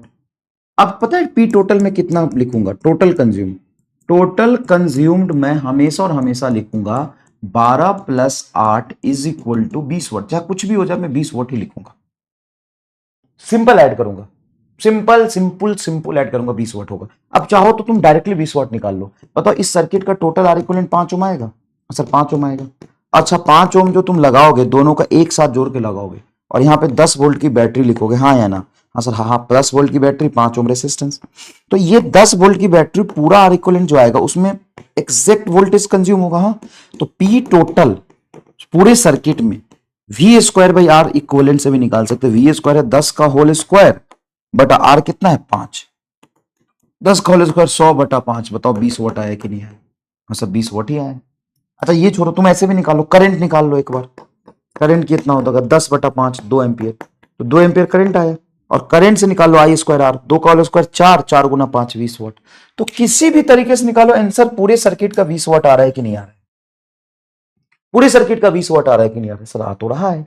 अब देखो दूसरा सवाल, मान लो बेटा ये रेसिस्टेंस है 3 ओम का, ये रेसिस्टेंस है 2 ओम का, और यहां पे एक बैटरी हमने लगा, कितना का 10 वोल्ट का। अब मुझे P consumed in a total circuit निकाला, P consumed in a circuit, consumed in a circuit, in a circuit, P consume in a circuit. तो यहां पे मैं डायरेक्ट आर इक्विवेलेंट अगर निकालू सर्किट का, तो क्या ये दोनों पैरेलल है, देखो ये दोनों पैरेलल है, हाँ सर पैरेलल है, तो डायरेक्टली आर इक्विवेलेंट कितना होगा 2 गुना 3 बटा 2 प्लस 3, 6 बटा 5, हाँ सर होगा। तो इन दोनों को हटा के एक आर इक्विवेलेंट लिखूंगा। अब पी कंज्यूम्ड अगर मैं लिखूं, पी कंज्यूम लिखो तो वी स्क्वायर कितना 10 का होल स्क्वायर बटा आर 6 बटा 5, 5 ऊपर चला जाएगा 100 गुना 5 बटा 6 वोट, इतना आंसर आ रहा है। ये तुमने क्या किया, डायरेक्टली आर इक्विवेलेंट निकाल लिया, और टोटल आर इक्विवेलेंट के क्रॉस ईएमएफ तो 10 ही वोल्ट है। हाँ, अब मैं इक्विवेलेंट एक एक करके निकालूंगा, मैं सिर्फ 2 वोट में निकालू, पावर P1 इन सिर्फ 2 ओम में निकालो, P1 और ये P2, सिर्फ P1 निकालूंगा तो क्या लिखूंगा सर 10 का होल स्क्वायर बटा 2, क्योंकि 10 वोल्ट तो डायरेक्टली 2 ओम में जा रहा है, पैरेलल कॉम्बिनेशन है, तो 10 का होल स्क्वायर बटा 2 मतलब 100 बटा 2, और P2 में निकालो तो P2 क्या निकालूंगा 10 का होल स्क्वायर बटा 3, तो ये आएगा 100 बटा 3। टोटल कंज्यूम पावर देखो पैरेलल है ना, लेकिन मैं सिंपल P1 प्लस P2 करूंगा, अभी P टोटल है, ये मैं सिखाना चाहूँ। तो ये हो जाएगा 100 बटा 2 प्लस 100 बटा 3, 3 और 2 क्या होगा 6, 3 दूना 6, तो ये 300 200 500, 500 बटा 6, 500 बटा 6। कोई सीरीज पैरेलल कॉम्बिनेशन में पावर एग्जिस्ट ही नहीं करता। अगर आप ये याद रखते हो कि series combination of power, parallel combination of power, तो ये गलत बात है, होता ही नहीं है ऐसा कुछ। पावर सिंपल, अगर कंज्यूम पावर है तो पहले का कंज्यूम पावर, दूसरे का कंज्यूम पावर, तीसरे का कंज्यूम पावर, अब मान लो इसमें से 2 सीरीज में और तीसरा पैरेलल है तो भी कंज्यूम पावर उतना ही आएगा। तीनों का सिंपल ऐड मैं करके दिखाता हूं। जैसे मान लीजिए कि ये ईएमएफ है, मान लीजिए 10 वोल्ट का, ये है 5 ओम की रेसिस्टेंस, ये है 3 ओम की रेसिस्टेंस, ये है आपकी 2 ओम की रेसिस्टेंस। चलिए ठीक है, कोई दिक्कत नहीं है। अब मुझे टोटल पावर कंज्यूम निकालनी है, तो टोटल पावर कंज्यूम निकालने का एक तरीका है कि एक्स और वाई के बीच में सबसे पहले एक 10 वोल्ट की बैटरी है, हाँ सर, एक्स और वाई के बीच में 10 वोल्ट की बैटरी है। अब मुझे बताइए 3 और 2 क्या हो जाएगा 5, हाँ सर 5 ओम हो जाएगा सीरीज में जोड़ेंगे तो, और उसके नीचे 5, ये 5 ओम हो जाएगा। क्या ये दोनों 5 ओम पैरेलल है, हाँ सर, ये सिंपल 3 और 2 यहां से यहां तक सीरीज में है, ये 5 और ये 5 पैरेलल में। अब ये 5 5 पैरेलल में क्या हो जाएंगे 2.5, तो क्या सर्किट में इन दोनों को पैरेलल में जोड़ के लिखूंगा 2.5 ओम और ये 10 वोल्ट की बैटरी। हाँ, तो बताओ ये 2.5 ओम में टोटल 10 वोल्ट हुआ ना, तो P consumed in a circuit, सीधा आर इक्विवेलेंट निकाल के तुम निकालोगे तो 10 का होल स्क्वायर बटा 5/2, 10 का होल स्क्वायर 100 गुना 2 बटा 5, 20 पचे 100, 40 वोट आना चाहिए। अब मैं एक्चुअल में तुमको 40 वोट निकाल के दिखाऊंगा 40 वोट निकाल के। ये सबसे पहले ये देखो, क्या ये 5 ओम डायरेक्टली 10 वोल्ट से कनेक्टेड है क्या, हाँ, तो इसमें 2 एम्पियर करंट जाएगा और इसमें भी 2 एम्पियर करंट जाएगा। क्यों, क्योंकि यहां से यहां तक 5 ओम रेसिस्टेंस और ये डायरेक्टली 10 वोल्ट से कनेक्टेड। अब ये 2 एम्पियर करंट जा रहा है, तो इसमें कंज्यूम पावर कितना होगा इसका, तो 2 का होल स्क्वायर 4 गुना 5 20 वोट, और यहां पे आएगा P2 2 का होल स्क्वायर 4 4 3 12 वोट, और P3 आएगा 2 का होल स्क्वायर 4, 4 दूना 8 वाट, जोड़ो 20 12 20 12 12 है ये, 20 12 20 12 32 8 40 वाट, और देखो यह 40 वाट है। मतलब मैं क्या करूं, इसका कंज्यूम पावर, इसका कंज्यूम पावर, इसका कंज्यूम पावर सिंपल ऐड कर रहा हूं। कंज्यूम पावर सिंपल ऐड होता है, सिंपल ऐड होता है कंज्यूम पावर। ये देख, ये रेसिस्टेंस, ये रेसिस्टेंस, ये रेसिस्टेंस, ये रेसिस्टेंस और ये बैटरी, ले और मुश्किल बना दो, ले ये रेसिस्टेंस, ले भैया। अबे भाई साहब क्या तगड़ा सवाल बना है। मान ले 10 वोल्ट है, ये 2 ओम है, ठीक है, ये तेरा 5 ओम है, 5 ओम है, ये तेरा 6 ओम है, ये तेरा 2 ओम है, 4 ओम मान ले,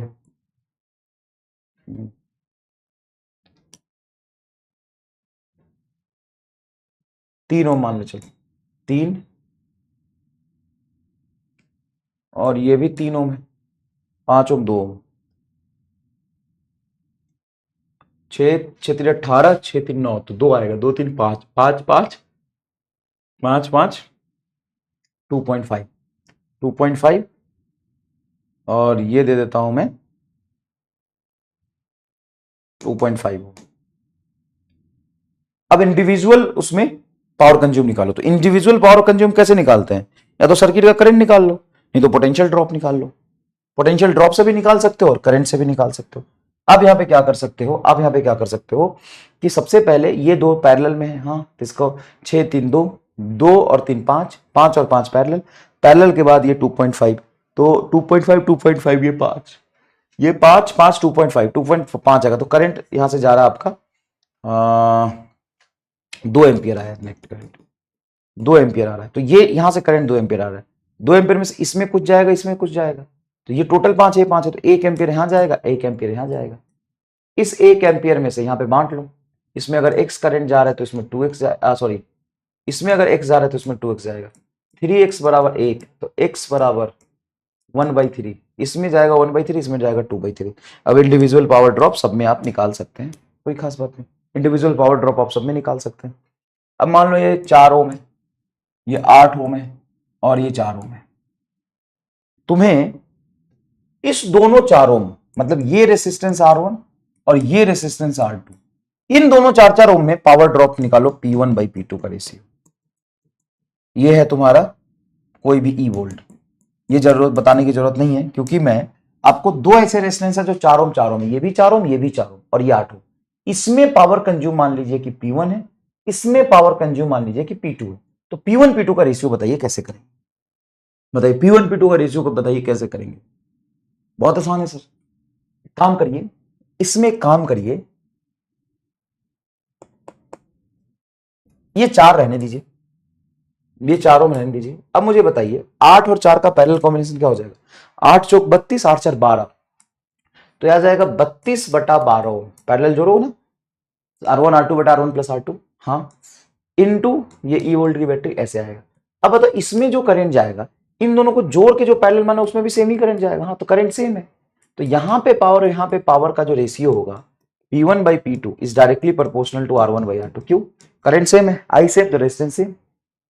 तो नहीं नहीं नहीं, हमें निकालना इसमें नहीं है ना, अच्छा, ओके ओके ओके, हमें ऐसा थोड़ी ना है कि इसमें और इस दोनों में मिला के निकालना, ना ना ना ना ना रे, ना रे, ना रे, अब तो फंस गेलौ रे, फंस गेलौ रे, फंस गेलौ रे, चकर भाई रे।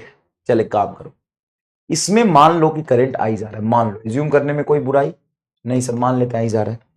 अब इस आई में से इसमें जाएगा कुछ x, तो इसमें जाएगा 2x, मानते हो, क्योंकि पैरेलल कॉम्बिनेशन में पोटेंशियल क्या रहता है, सेम, तो पोटेंशियल सेम तो करंट इनवर्सली प्रोपोर्शनल रेजिस्टेंस, तो ऊपर x नीचे 2x, x प्लस 2x बराबर i, तो x बराबर आ जाएगा तेरा I/3, तो इसमें कितना होगा, इसमें होगा 2I/3, तो हमें करंट उसका और इसका पता चल गया। हाँ, तो अगर रेसिस्टेंस पावर निकालोगे P1 उस 4 ओम में, तो होगा I² इंटू R, I कितना है सर, I है, तो I² इंटू 4, एक इक्वेशन आया। P2 कितना होगा सर, इसमें I है 2I/3, तो 2I/3 मतलब 4I² बाई 9 इंटू 4, रेसिस्टेंस तो 4 ही है ना तेरा।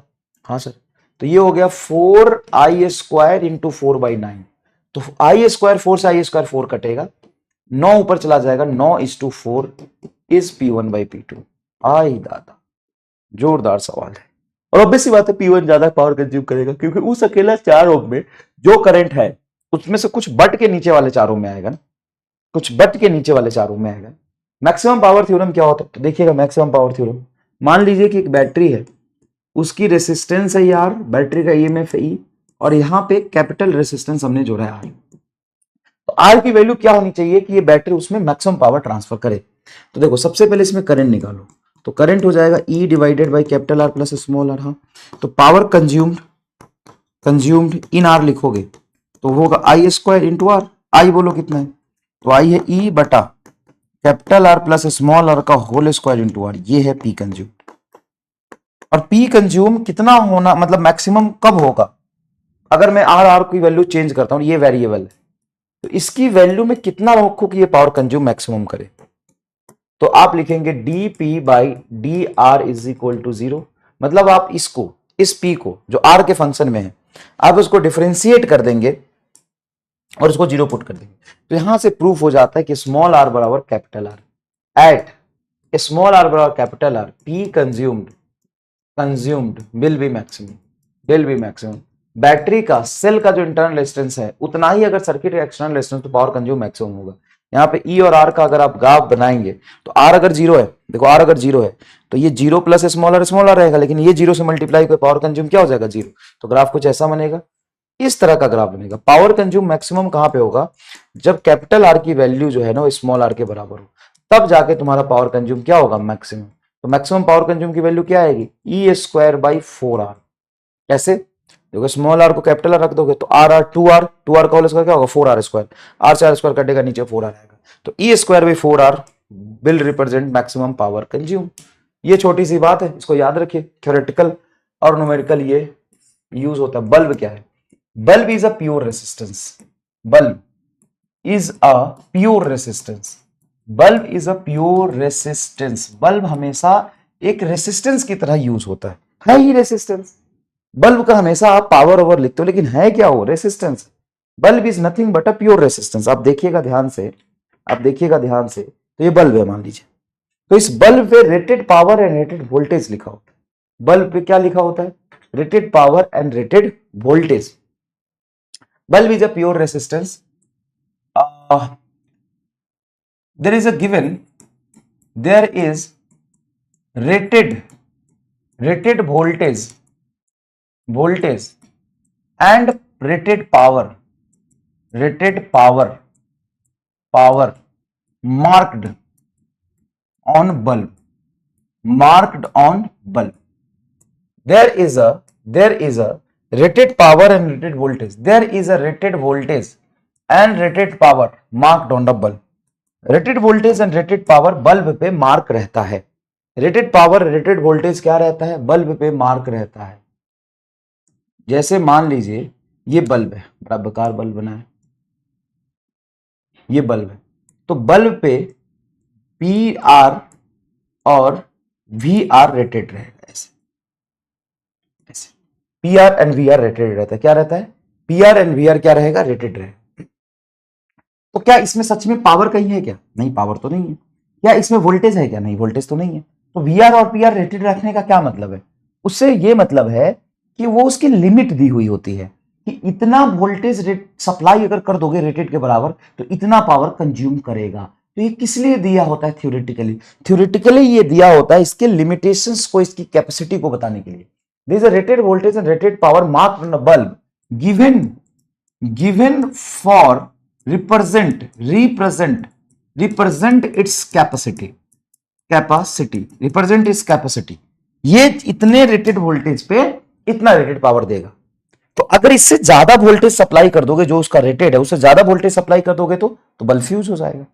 अगर उस रेटेड के बराबर सप्लाई दोगे तो चमकेगा। जैसे 100 वोल्ट की बैटरी है, सॉरी 220 वोल्ट का बल्ब है, अगर उसको 220 वोल्ट सप्लाई दोगे तो चमकेगा।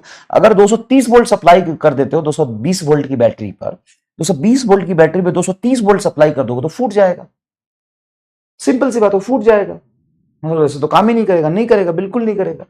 अच्छा ये बात, हाँ न्यूमेरिकली ये इसलिए गिवन होता है कि आप इस पे रेसिस्टेंस कैलकुलेट करें, given for represent its capacity and calculate its resistance, calculate its resistance, calculate its resistance, calculate it resistance, resistance calculate करें। रेसिस्टेंस कैसे कैलकुलेट करेंगे, तो देखो पी रेटेड बराबर वी रेटेड का होल स्क्वायर बटा resistance, this are for rated and ये तो रेसिस्टेंस है सच में। तो रेसिस्टेंस ऑफ बल्ब, देखो resistance of bulb is equal to V rated का होल स्क्वायर बटा पी रेटेड। जितना ज्यादा रेटेड पावर होता है ना बल्ब का, उसकी रेसिस्टेंस उतनी कम होती है। Resistance of bulb, resistance of bulb, resistance of bulb inversely proportional to rated power, rated power inversely proportional to rated power, yes inversely proportional to rated power. Resistance of bulb, resistance of bulb, ध्यान से सुनिएगा, resistance of bulb, resistance of bulb, resistance of bulb, resistance of bulb, resistance of bulb is inversely proportional to rated power. तो देखो अगर आपको पता है कि ये रेसिस्टेंस ऑफ पावर का जो फॉर्मूला होता है वी स्क्वायर वी आर होता है, पावर का फॉर्मूला क्या होता है वी स्क्वायर बाय आर होता है। तो अगर रेटेड पावर लिखेंगे, रेटेड पावर रेटेड वोल्टेज बटा रेसिस्टेंस ऑफ बल्ब, तीनों प्रॉपर्टी किसकी है, रेसिस्टेंस की है। पावर बराबर वी स्क्वायर वी आर, तो आर बराबर होगा B square by P, V square by P, तो रेसिस्टेंस ऑफ बल्ब आप यहां से निकाल सकते हैं वी आर का होल स्क्वायर बटा पी आर, वी आर का होल स्क्वायर बटा पी आर, यहां से आप निकाल सकते हैं बड़े आसानी से, यहां से आप निकाल सकते हैं बड़े आसानी से। बताइए आपको ये बात समझ में आ रहा है क्या, बताइए आपको ये बात समझ में आ रहा है क्या, बताइए आपको ये बात समझ में आ रहा है क्या। हाँ सर ये बात तो समझ में आ रहा है। अब सुनिएगा ध्यान से, हेलो हेलो हेलो, अब सुनिएगा ध्यान से। अगर मान लो ये एक बल्ब है, ये बल्ब है, इसका पी रेटेड इतना है, वी रेटेड इतना है, और इसी बल्ब को मैंने सप्लाई दिया है वीएस, सप्लाई दिया है वीएस, तो ये पावर कंज्यूम कितना करेगा। तो सबसे पहले पी आर वी आर अगर दिया हो तो आप रेसिस्टेंस निकाल सकते हो, वी आर का होल स्क्वायर बटा पी रेटेड, ये निकाल सकते हो। अब यहाँ पे कंज्यूम पावर कितना करेगा, वो इसके रेटेड वोल्टेज रेटेड पावर का डिपेंड करता नहीं, आप सप्लाई कितना दे रहे हो इस पर डिपेंड करता है। तो कंज्यूम कितना करेगा कि वी सप्लाई का होल स्क्वायर बटा ये बल्ब क्या है, रेसिस्टेंस है, तो रेसिस्टेंस ऑफ बल्ब ये लिखेंगे। रेसिस्टेंस ऑफ बल्ब को लिख सकते हैं वी रेटेड का होल स्क्वायर बटा P rated, resistance of bulb को लिख सकते हैं, रेसिस्टेंस ऑफ बल्ब को लिख सकते हैं वी रेटेड का होल स्क्वायर बटा पी रेटेड यहां लिख दो। तो अब देखो पी कंज्यूम कितना आ रहा है, पी कंज्यूम कितना आ रहा है, बताइए कितना आ रहा है P consume. Sir P consumed आ रहा है वी एस का होल स्क्वायर बटा वी आर का होल स्क्वायर, मतलब आप लिख सकते हो वी एस बटा वी आर का whole square into P rated, into P rated. तो consume power is equal to, देखिएगा ध्यान से, consume power is equal to, consume power is equal to, consume power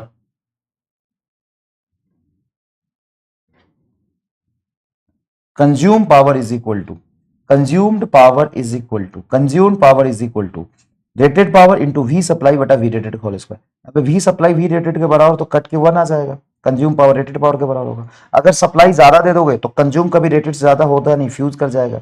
अगर सप्लाई कम दोगे तो ये कम है, ये ज्यादा है तो ये आराम से काम करेगा। तो एक बल्ब के लिए ये बहुत अच्छी कहानी है जो आपको पढ़नी चाहिए, समझनी चाहिए। And series combination of bulb अगर देखते हो तुम, सीरीज कॉम्बिनेशन ऑफ बल्ब, तो आप बल्ब का सीरीज कॉम्बिनेशन कर रहे हो। अच्छा इंडिया में क्या होता है कि रेटेड वोल्टेज जो होता है ना, वो हम जो सप्लाई करते हैं उसके बराबर ही देते हैं। रेटेड वोल्टेज हमेशा क्या होता है, सप्लाई के बराबर। अब मान लो एक बल्ब यहां लगाया हमने, अब बल्ब लगाया मतलब आपने रेसिस्टेंस लगाया,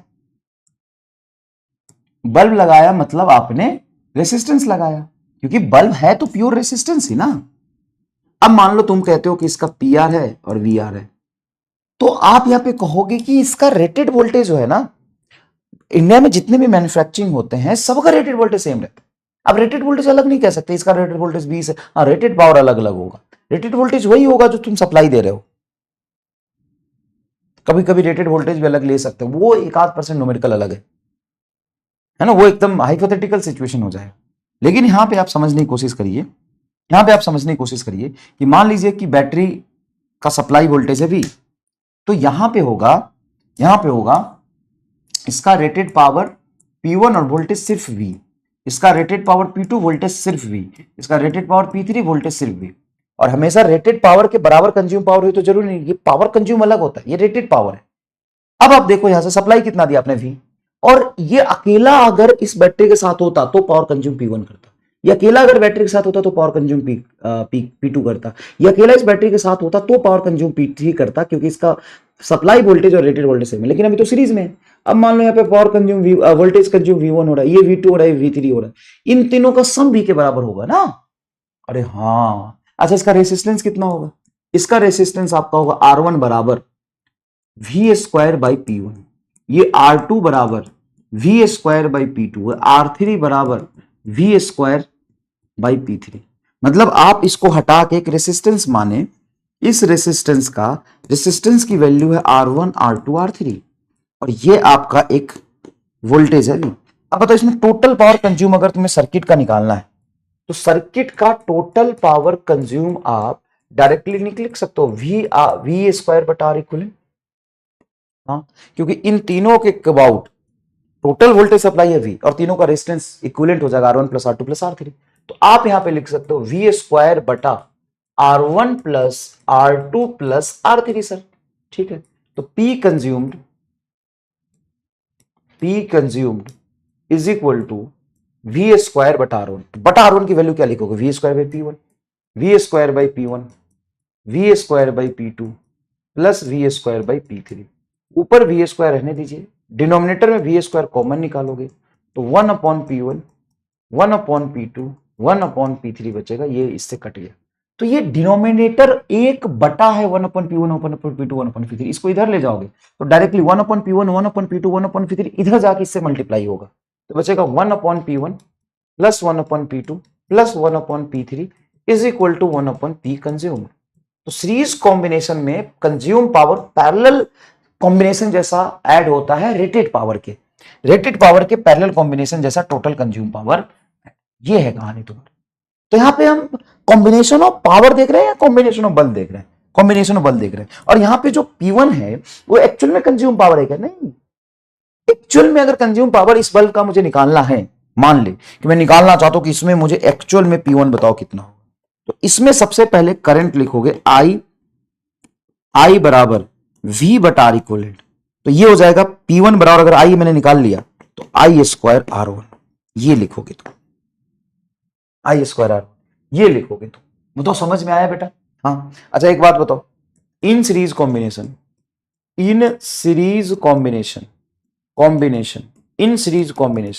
करंट इज सेम और different? Sir same, current is same. तो P जो कंज्यूम होगा वो बल्ब के रेसिस्टेंस के डायरेक्टली प्रोपोर्शनल होगा।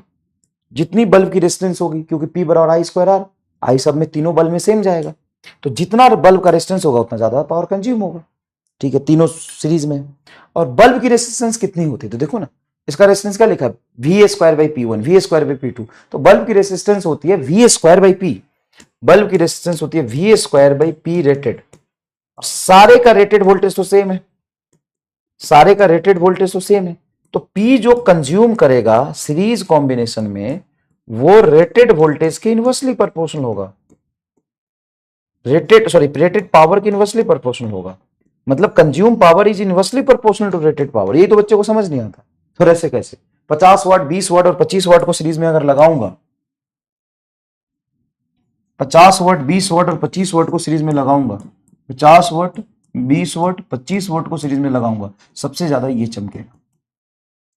अगर ये P1 है, ये P2 है, ये P3 है, तो सबसे कम P1 होगा, उसके बाद P3 होगा, सबसे ज्यादा P2 होगा। जिसकी पावर कम है वो ज्यादा चमकेगा, जिसकी पावर कम है वो सबसे ज्यादा चमकेगा, जिसकी पावर कम है वो सबसे ज्यादा चमकेगा। पैरेलल कॉम्बिनेशन ऑफ बल्ब में क्या होता है? तुमने एक बल्ब लगाया, इसकी रेटेड पावर है P1, वोल्टेज तो V रहेगा। इसकी रेटेड पावर है P2, वोल्टेज तो V रहेगा।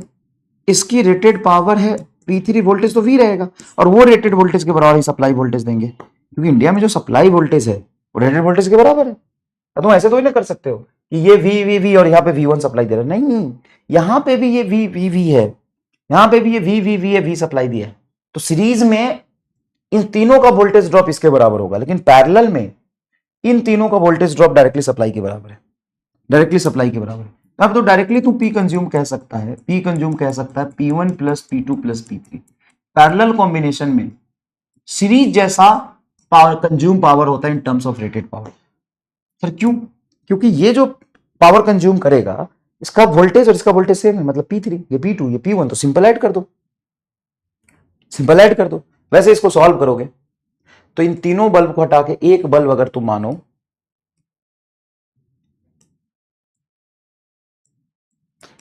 एक बल्ब अगर मानो, तो इसका आर इक्विवेलेंट क्या हो? इसका आर इक्विवेलेंट होगा 1/R equivalent is 1/R1 plus 1/R2 plus 1/R3। Parallel combination, parallel combination में बल्ब मतलब प्योर रेसिस्टेंस, तो P कंज्यूम्ड आप क्या लिखेंगे?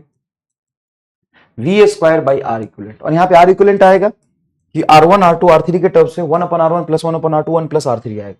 तो ये V² ऐसे है, और 1/R इक्विवेलेंट ऐसे लिख सकता हूं। 1/R इक्विवेलेंट की वैल्यू है 1/R1 plus 1/R2 plus 1/R3। यहां से P कंज्यूम्ड बराबर लिखेंगे V², और R1 को क्या लिखेंगे? V² by P1। R2 को क्या लिखेंगे? V² by P2। R3 को क्या लिखेंगे? V² by P3। यहां से V² कॉमन निकल कट जाए, क्योंकि सप्लाई जो हम दे रहे हैं एग्जैक्टली सबके रेटेड वोल्टेज के बराबर है। और यहां पे वोल्टेज और यहां पे वोल्टेज तो सेम ही आएगा ना, पैरेलल कॉम्बिनेशन सेम वोल्टेज आएगा। तो P कंज्यूम क्या आ गया? P कंज्यूम आ गया P1 plus P2 plus P3। ले भैया, P कंज्यूम आ गया। अब यहां पे अगर आप निकालते हो, अब अगर आप निकालते हो इन पैरेलल कॉम्बिनेशन, बताओ तीनों में कौन सी ऐसी चीज है जो एकदम सेम होगी? वोल्टेज सेम होगी। तीनों में कौन सी ऐसी चीज है जो सेम होगी? वोल्टेज सेम होगी। तीनों में कौन सी ऐसी चीज है जो सेम होगी? वोल्टेज सेम होगी। अगर वोल्टेज सेम है तो P कंज्यूम जो होगा रेजिस्टेंस ऑफ बल्ब के प्रोपोर्शनल होगा, सॉरी रेजिस्टेंस ऑफ बल्ब के इनवर्सली प्रोपोर्शनल होगा। सर आप कैसे लिख देते हो, कभी डायरेक्टली कभी इनवर्सली? करंट सेम है तो I² यूज किया है, वोल्टेज सेम है तो 1/R यूज किया है। रेजिस्टेंस ऑफ बल्ब जो होता है वो होता है V² बटा P रेटेड। ये तो सबका सेम है, मतलब power consume is equal to power rated. जिसका रेटेड पावर है वो सबसे ज्यादा कंज्यूम करेगा, जिसका रेटेड पावर ज्यादा है वो सबसे ज्यादा कंज्यूम करेगा, जिसका रेटेड पावर सबसे ज्यादा है वो सबसे ज्यादा कंज्यूम करेगा। इसमें एक सवाल तो बहुत बढ़िया बनाते हैं हम लोग, बहुत ज्यादा बढ़िया बनाते हैं।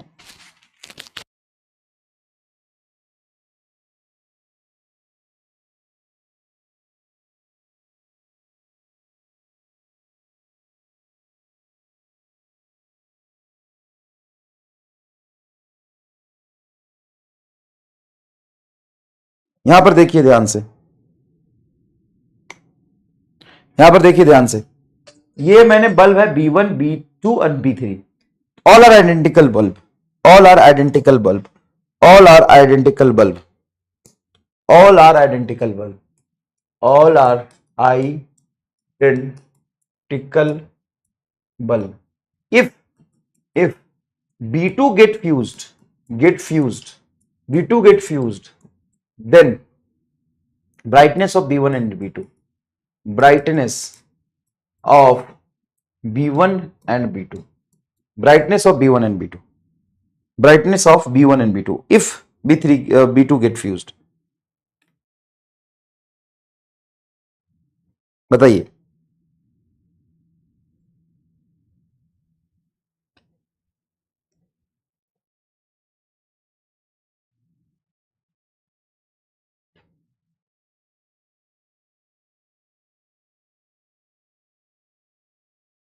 चलिए हेलो हेलो हेलो, चलिए बताइए।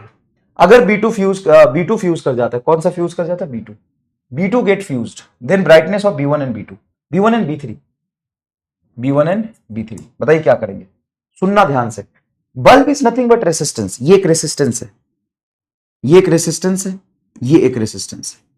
तो सबसे पहले स्टार्टिंग में अगर मान लो करंट आई जा रहा है तो इसमें से I/2 जाएगा, इसमें से I/2 जाएगा, और ये R क्या होगा? R/2, R/2 को R में सीरीज के साथ ऐड करेंगे, ये दोनों R क्या हो जाएगा?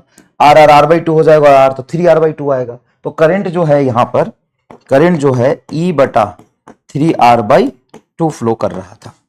अब जब ये फ्यूज कर गया, फ्यूज कर गया मतलब ये नहीं है, ये रेसिस्टेंस है, तो ये R और ये R और ये आपकी बैटरी। तो यहां से जो करंट जाएगी क्या E/2R गई? सर E/2R करंट गई।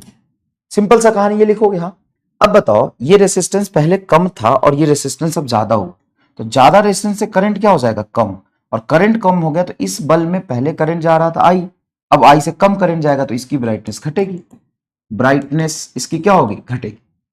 लेकिन इसकी ब्राइटनेस बढ़ेगी, इसकी ब्राइटनेस बढ़ेगी। क्यों ब्राइटनेस बढ़ेगी? क्योंकि पहले जो करंट जा रहा था आई ही जा रहा, तो आई दोनों में बट रहा था आधा, तो इसमें करंट कितना था? I/2, पहले का आधा करंट था। अब यहां पे करंट थोड़ा सा घटा है, रेजिस्टेंस बढ़ने से करंट थोड़ा सा घटा है, लेकिन जितना घटा है उतना, जितना इसमें से जा रहा था उतना ही करंट, तो इसकी ब्राइटनेस बढ़ेगी, इसकी ब्राइटनेस घटेगी। कितना सिंपल सवाल है, कितना सिंपल सवाल है।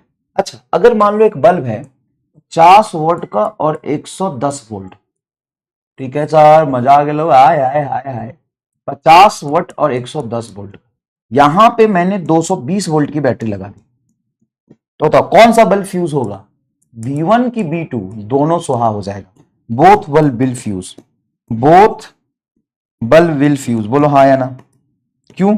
क्योंकि जो सप्लाई वोल्टेज तूने दिया है, जो भी सप्लाई वोल्टेज 220 वोल्ट का दिया है, ये 220 वोल्ट का सप्लाई इसमें जाएगा, इसकी सप्लाई वोल्टेज और इसकी रेटेड वोल्टेज तो 110 है, तो 110 से ज्यादा वोल्टेज झेल नहीं सकता, और 220 दोनों में जाएगा, पैरेलल है तो दोनों फ्यूज कर जाएगा।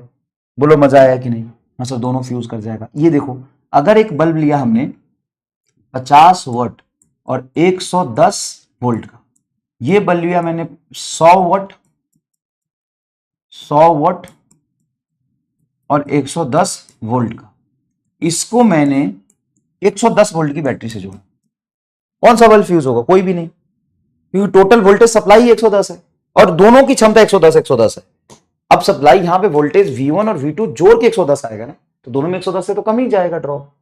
हाँ, लेकिन अगर यही सवाल अगर मैं आपसे पूछूं कि ये 220 वोल्ट है और ये आपका है 50 वोल्ट और 110 वोल्ट, ये आपका 50 वोल्ट, सॉरी 100 वोल्ट और 110 वोल्ट, अब बताओ कौन सा फ्यूज करेगा? तो यहां पे कह सकते हो कौन सा फ्यूज करेगा। क्यों? क्योंकि देखो, मान लो यहाँ पे जितना भी वोल्टेज ड्रॉप हो रहा है V1 और ये V2, क्या V1 और V2 दोनों जोड़ के 220 आएगा? हाँ, अगर ये रेसिस्टेंस बराबर होते तो यहां पे वोल्टेज ड्रॉप बराबर होता, 110 लेकिन एक में वोल्टेज ड्रॉप ज्यादा होगा, दूसरे में कम होगा। क्यों? क्योंकि करंट तो सेम जाएगा, इसका जो रेसिस्टेंस है R1 और इसका रेजिस्टेंस R2, तो voltage is directly proportional to R, V बराबर IR, करंट सेम है। अब रेजिस्टेंस किसका ज्यादा होता है? जिसका पावर कम होता है, तो इसका पावर कम है तो इसका रेजिस्टेंस ज्यादा होगा, और इसका पावर ज्यादा तो रेजिस्टेंस कम होगा, R2 कम होगा, R2 कम होगा तो V2 कम होगा और V1 ज्यादा होगा, V1 ज्यादा होगा और V2 कम होगा। तो अगर बराबर होते तो 110 से थोड़ा ज्यादा, 110 से थोड़ा कम, तो तुम्हारा 50 watt bulb will fuse, 50 watt bulb will fuse, 50 watt bulb fuse होगा। इसका एमआई स्टार बता दो, और मजा आ जाए तो एक कमेंट कर देना, सर फिजिक्स को नंगा कर दिया, सिर्फ इतना कमेंट कि सर मेरा ब्लड ग्रुप जो है ना, एक कमेंट कर देना सर मेरा ब्लड ग्रुप P पॉजिटिव हो गया है। इतने नजदीकी से फिजिक्स पढ़ गया कि खून में घुस के P पॉजिटिव कर दिया ब्लड ग्रुप। तो कितने लोगों का ब्लड ग्रुप P पॉजिटिव हो गया?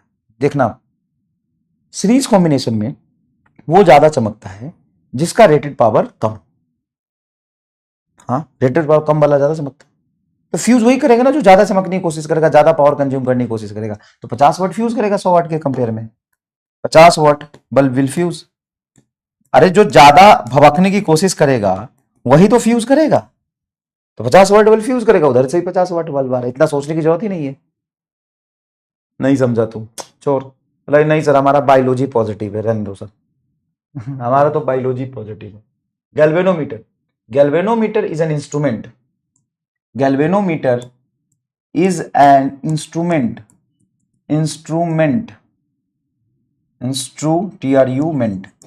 used to measure or detect a small current. Small current. ये मूविंग कॉइल गैल्वेनोमीटर ही होता है, वही होता है। इसका वर्किंग प्रिंसिपल क्या है पता है? अगर वर्किंग प्रिंसिपल पूछ दे तो क्या लिखोगे? उस समय तो नहीं पढ़ा होगा लेकिन अभी लिख लो, torque on a magnetic dipole. Magnetic dipole ये प्रोड्यूस लार्ज एरर, ये लार्ज एरर प्रोड्यूस करता है। इसका जो रेसिस्टेंस है वो हम जिसको हम जी से लिखते हैं, resistance of galvanometer,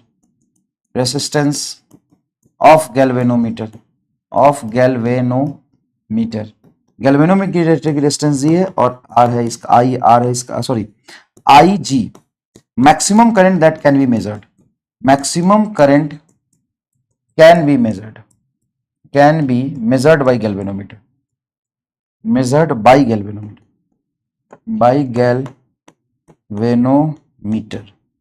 maximum current can be measured by the galvanometer is Ig, maximum current that can be measured by the galvanometer is Ig। देखिए ये गैल्वेनोमीटर है, ये डिफ्लेक्शन शो करके करंट मेजर करता है और मैक्सिमम करंट इससे जो जा सकता है वो Ig है। तो मैक्सिमम करंट अगर Ig जा सकता है तो कम कैसे मेजर किया? अबे जो मैक्सिमम है वही इसका Ig है, मतलब उसकी value milli ampere micro ampere में आती है। वो किसकी लिमिट ही कम है। जैसे तू 2 रोटी खा सकता है तो तेरा मैक्सिमम क्षमता खाने की है 2 रोटी, और मैं खा सकता हूँ 20 रोटी, तो तेरी औकात कम हुई ना, 2 ही रोटी खा सकता है तो मैं 20 रोटी खा सकता हूँ। तो कम करंट मेजर करता है और कम जो मेजर कर सकता है वो मैक्सिमम कितना कर सकता है? Ig। तो Ig is the maximum current that can be measured. इससे ज्यादा जाएगा तो फ्यूज कर जाता है, इससे ज्यादा जाएगा तो फ्यूज कर जाता है, ठीक है। तो यहां पर देखो, मान लो एकदम बेसिक से बताता हूं कि ये तुम्हारा है कोई गैल्वेनोमीटर, ठीक है। जहां भी करंट मेजर करना है, जिस भी ब्रांच में तुम्हें करंट मेजर करना है, जिस भी रेसिस्टेंस से तुम्हें करंट मेजर करना है, क्या उसको इसके साथ सीरीज में लगाओगे? हाँ सर, उसको इसके साथ सीरीज में लगाएंगे। तो मान लो कि इसमें तुम्हें करंट मेजर करना, तुमने इसको कहां लगाया? सीरीज में, और ये एक बैटरी लगाई। एग्जाम्पल के लिए मान लेता हूं कि ये 3 ओम है और ये है 2 ओम। तो अगर मुझे 10 वोल्ट की बैटरी, अगर मुझे सिर्फ इस 3 ओम में करंट मेजर करना होता, 3 ओम में करंट मेजर करना होता, उल्टा कर लेता हूं, इसको 2 ओम का मान लेता हूं, इसको 3 ओम मान लेता हूं। तो अगर मुझे इस 2 ओम से पास करने वाला करंट मेजर करना होता तो सीधा सीधा हम देख सकते थे कि I बराबर EMF 10 वोल्ट और 5 एम्पियर करंट जाना चाहिए, तो 5 एम्पियर करंट बह रहा है। तो ये मैंने कैलकुलेट किया कि मेजर किया, ये तो मैंने फॉर्मूला लगा के कैलकुलेट किया। तो थ्योरेटिकल वैल्यू कितना जाना चाहिए, लेकिन असल में जा रहा है या नहीं जा रहा हो तो इंस्ट्रूमेंट से पता चलेगा। तो मैंने एक बैटरी लगाई और ये रहा रेसिस्टेंस 2 ओम का, जिसमें मैं करंट पता करना कितना जा रहा है। उसके साथ सीरीज में ये 3 ओम का गैल्वेनोमीटर कनेक्टेड है, उसके साथ सीरीज में ये 3 ओम का गैल्वेनोमीटर कनेक्टेड है। हाँ सर, 3 ओम का गैल्वेनोमीटर कनेक्टेड है, ठीक है। अब 3 ओम के लगने से टोटल सर्किट की जो इक्विवेलेंट रेसिस्टेंस है, क्या वो बढ़ गई? इस 3 ओम के लगने से टोटल सर्किट का जो इक्विवेलेंट रेसिस्टेंस है, इस पॉइंट से लेकर के इस पॉइंट तक जो टोटल इक्विवेलेंट रेसिस्टेंस है, अब क्या हो जाएगा? तो टोटल इक्विवेलेंट रेसिस्टेंस तो 5 ओम हो जाएगा। तो अब जो करंट मैं इसमें मेजर कर पाऊंगा वो तो 10/5 2 ही एम्पियर मेजर कर पाऊंगा। तो क्या हमने 2 एम्पियर मेजर करने के लिए इसको लगाया था? नहीं, हमने तो 5 एम्पियर मेजर करने के लिए इसको लगाया था। तो ट्रू वैल्यू तो इसकी 5 थी, लेकिन असल में ये कितनी मेजर कर रही है? 2 एम्पियर। तो इसमें तो एरर आ गया। हाँ, हम कहते हैं परसेंटेज एरर, इसमें कैलकुलेट कर सकते हैं percentage error, measured minus true का मॉड बटा ट्रू गुना 100। तो 5 में से 2 जाएगा, मेजर्ड कितना है? 2 - 5 बटा 5 का मॉड गुना 100, तो ये आ गया तेरा 20 20 × 60 60% एरर है। ओ भाई साहब, 60% एरर। कितना एरर है? 60%। अच्छा एक बात बताओ, ये जो एरर आया है, क्या वो गैल्वेनोमीटर खराब है इसलिए आया है? क्या गैल्वेनोमीटर रीडिंग गलत दे रहा है? नहीं, गैल्वेनोमीटर रीडिंग गलत नहीं दे रहा। हाँ, गैल्वेनोमीटर खराब है। क्यों खराब है? अपने रेसिस्टेंस की वजह से। अगर इसकी रेसिस्टेंस बहुत कम होती, जैसे 2.1 ओम, जैसे 0.1 ओम होता, तो अगर रेसिस्टेंस इसकी 0.1 ओम होती तो इक्विवेलेंट रेसिस्टेंस 2.1 ही आता, तो लगभग करंट 5 एम्पियर के आसपास हम मेजर कर पाते। नहीं समझा? मान ले ये 3 नहीं, ये 30 है, तो 30 और 2 कितना हो गया? 32। तो भाई ये जितना ज्यादा रेसिस्टेंस का होगा उतना सर्किट खराब करेगा ना।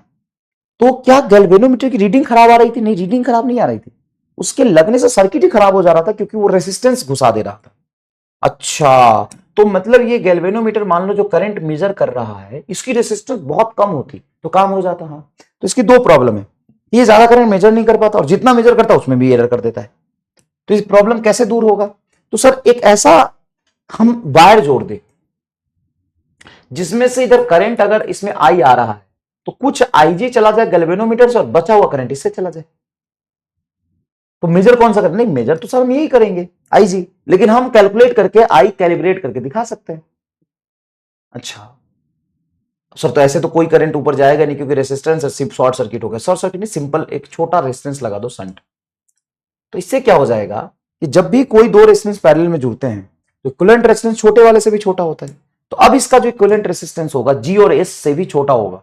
मान लो जी के कंपेयर में एस बहुत छोटा है तो जी और एस का इक्विवेलेंट रेजिस्टेंस बहुत छोटा हो जाएगा। अब ये दोनों मिलकर अगर यहां लगा तो रेजिस्टेंस बहुत कम आएगा। इसी को बोलते हैं ammeter.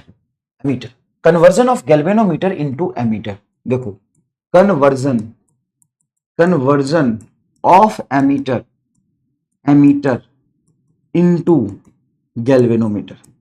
Into galvanometer conversion of ammeter into galvanometer. सबसे पहले एक गैल्वेनोमीटर सिंपल था जिसमें मैक्सिमम करंट आईजी जा सकता है जिसकी रेजिस्टेंस जी है। अब मैं यहां पे क्या कर रहा हूं कि इस गैल्वेनोमीटर के पैरेलल में एक छोटा सा रेजिस्टेंस जोड़ देता हूं एस। तो अभी सर्किट में करंट तो आई आ रहा है, वो बहुत ज्यादा है। उस आई में से गैल्वेनोमीटर कुछ मैक्सिमम जितना ले जा सकता है आईजी ले गया और बचा हुआ आई माइनस आईजी शंट से चला। आई माइनस आईजी कहां से चला गया? शंट से चला। तो करंट जितना मैक्सिमम ले जा सकता है उतना ही ले गया। अगर मान लो ये नहीं होता शंट और ऐसे आई करंट भेज देते तो फूक जाता। हाँ, तो अब मैं आई करंट मेजर कर पाऊंगा। अच्छा, आई बता पाओगे कि कितना जा रहा है और मेरा गैल्वेनोमीटर भी सेफ रहेगा। दूसरी बात कि जो इक्विवेलेंट रेजिस्टेंस होगी जिसको मैं एमीटर का रेजिस्टेंस बोलूंगा क्योंकि ये दोनों मिलकर अब एमीटर बनेंगे। जी और एस मिल के एमीटर होंगे ना, जी और एस मिल के एमीटर होंगे। हाँ, जी और एस मिल के एमीटर होंगे, इसको हम एमीटर बोलेंगे। ये एमीटर है। तो जी और एस का पैरेलल कॉम्बिनेशन लगाऊंगा तो रेजिस्टेंस ऑफ एमीटर हो जाएगा G into S divided by G plus S, जो कि जी और एस दोनों से बहुत कम होगा। ये पूरा मिलकर एमीटर होगा। अब इस एमीटर का वर्किंग प्रिंसिपल पता है क्या है? कि potential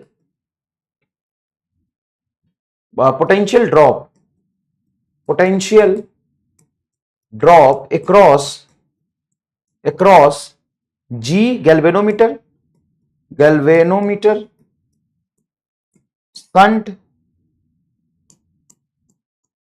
shunt and ammeter will be same.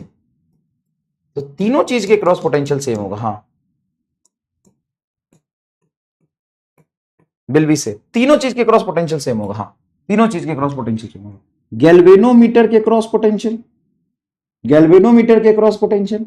Shunt के क्रॉस पोटेंशियल सेम होगा क्योंकि ये दोनों पैरेलल है। और दोनों जोड़ के जो पोटेंशियल आएगा पैरेलल कॉम्बिनेशन में पोटेंशियल तो सेम ही रहता है।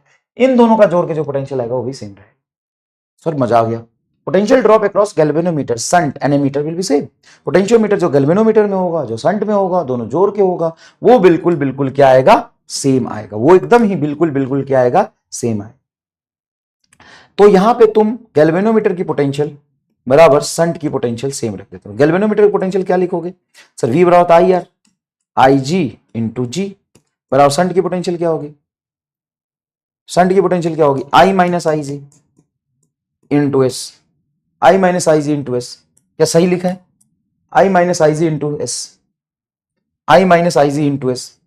अब मान लो कि पहले ये करंट आई जी मेजर कर रहा था, अब इसमें आई जा रहा है। इफ आई बराबर n टाइम्स ऑफ आई जी, आई बराबर n टाइम्स ऑफ आई जी, आई बराबर n टाइम्स ऑफ आई जी, तो ये आपका है आई जी इंटू जी। आई को लिखेंगे एन आई जी माइनस आई जी इंटू एस। यहां से आई जी को कॉमन निकाल लो तो क्या आई जी कॉमन निकल के कट जाएगा। हाँ, तो जी बराबर हो गया n minus one into S. यहां पे हमें शंट की वैल्यू चाहिए तो जी बराबर एन एस माइनस एस। नहीं, शंट की वैल्यू तो चाहिए तो आ तो गया। एस बराबर क्या हो जाएगा? शंट बराबर हो गया जी बटा एन माइनस वन। ये तो मैंने एक शॉर्ट फॉर्मूला निकाल दिया कि तुम शंट कितना लगाओगे, तुम संट कितना लगाओगे, संट लगाओगे G बटा N माइनस 1, G बटा N माइनस 1 ओम, इतना संट आप लगाओगे। संट की जो वैल्यू होगी, संट की जो वैल्यू होगी, संट की जो वैल्यू होगी, संट रेसिस्टेंस, संट रेसिस्टेंस की जो वैल्यू होगी, संट की जो वैल्यू होगी वो होगी, संट की जो वैल्यू होगी वो होगी G बटा N माइनस 1, G बटा N माइनस 1, संट की जो वैल्यू होगी G बटा N माइनस 1। इसमें N क्या है, N है कि कितनी कैपेसिटी आपने बढ़ा दी, कितनी कैपेसिटी बढ़ा दी। अब आपके मन में एक सवाल होगा कि सर जो गैल्वेनोमीटर था वो तो IG करंट लेके जा रहा, तो मेजर तो IG करेगा, तो हमें I कैसे पता चला। देखो I कैसे पता चला, इसका वर्किंग प्रिंसिपल है कि इसका और इसका वोल्टेज सेम होगा। हाँ, तो ये तुम्हें I G पता है, हाँ, और इसमें करंट मान लो जितना जा रही है हम मेजर कर लेंगे गैल्वेनोमीटर करंट। हाँ, ये हमें पता है, ये पता है, S पता है, तो I माइनस IG पता चल गया। हाँ, तो उसमें I भी तो पता चल गया। नहीं समझे, ये हम कैलिब्रेट करके स्क्रीन पर I दिखाएंगे। क्यों, तो अंदर में कैलकुलेशन हो जाएगा, ये मेजर होगा, इसका इंटू इसका प्रोडक्ट, इसका इंटू इसके प्रोडक्ट के बराबर होगा। तो यहां से ये करंट पता चल गया। अगर IG हमने मेजर कर लिया, G हमें पता है, S हमें पता है, IG पता है, IG मेजर कर लिया, G पता है, S पता है, तो ऐसा ही नहीं निकल जाएगा, ये पता चल गया। और तुम्हारा सवाल ना सिर्फ इतने से ही होगा, बहुत सारे सवाल सिर्फ इतने से होगा, इतने से होगा। तुम्हें क्या करना है, तुम्हें क्या करना है, ये भी लिख ले चाहे तो, पोटेंशियल ड्रॉप अक्रॉस एमीटर। तो एमीटर में करंट कितना जा रहा है I, ये दोनों मिलकर जब एमीटर हो गया तो एमीटर का करंट कितना हो गया I। मैं एक बहुत बढ़िया चीज लिखता हूं, मैं बहुत बढ़िया चीज लिखता हूं, वोल्टेज अक्रॉस एमीटर, एमीटर बराबर वोल्टेज अक्रॉस गैल्वेनोमीटर बराबर वोल्टेज अक्रॉस संट।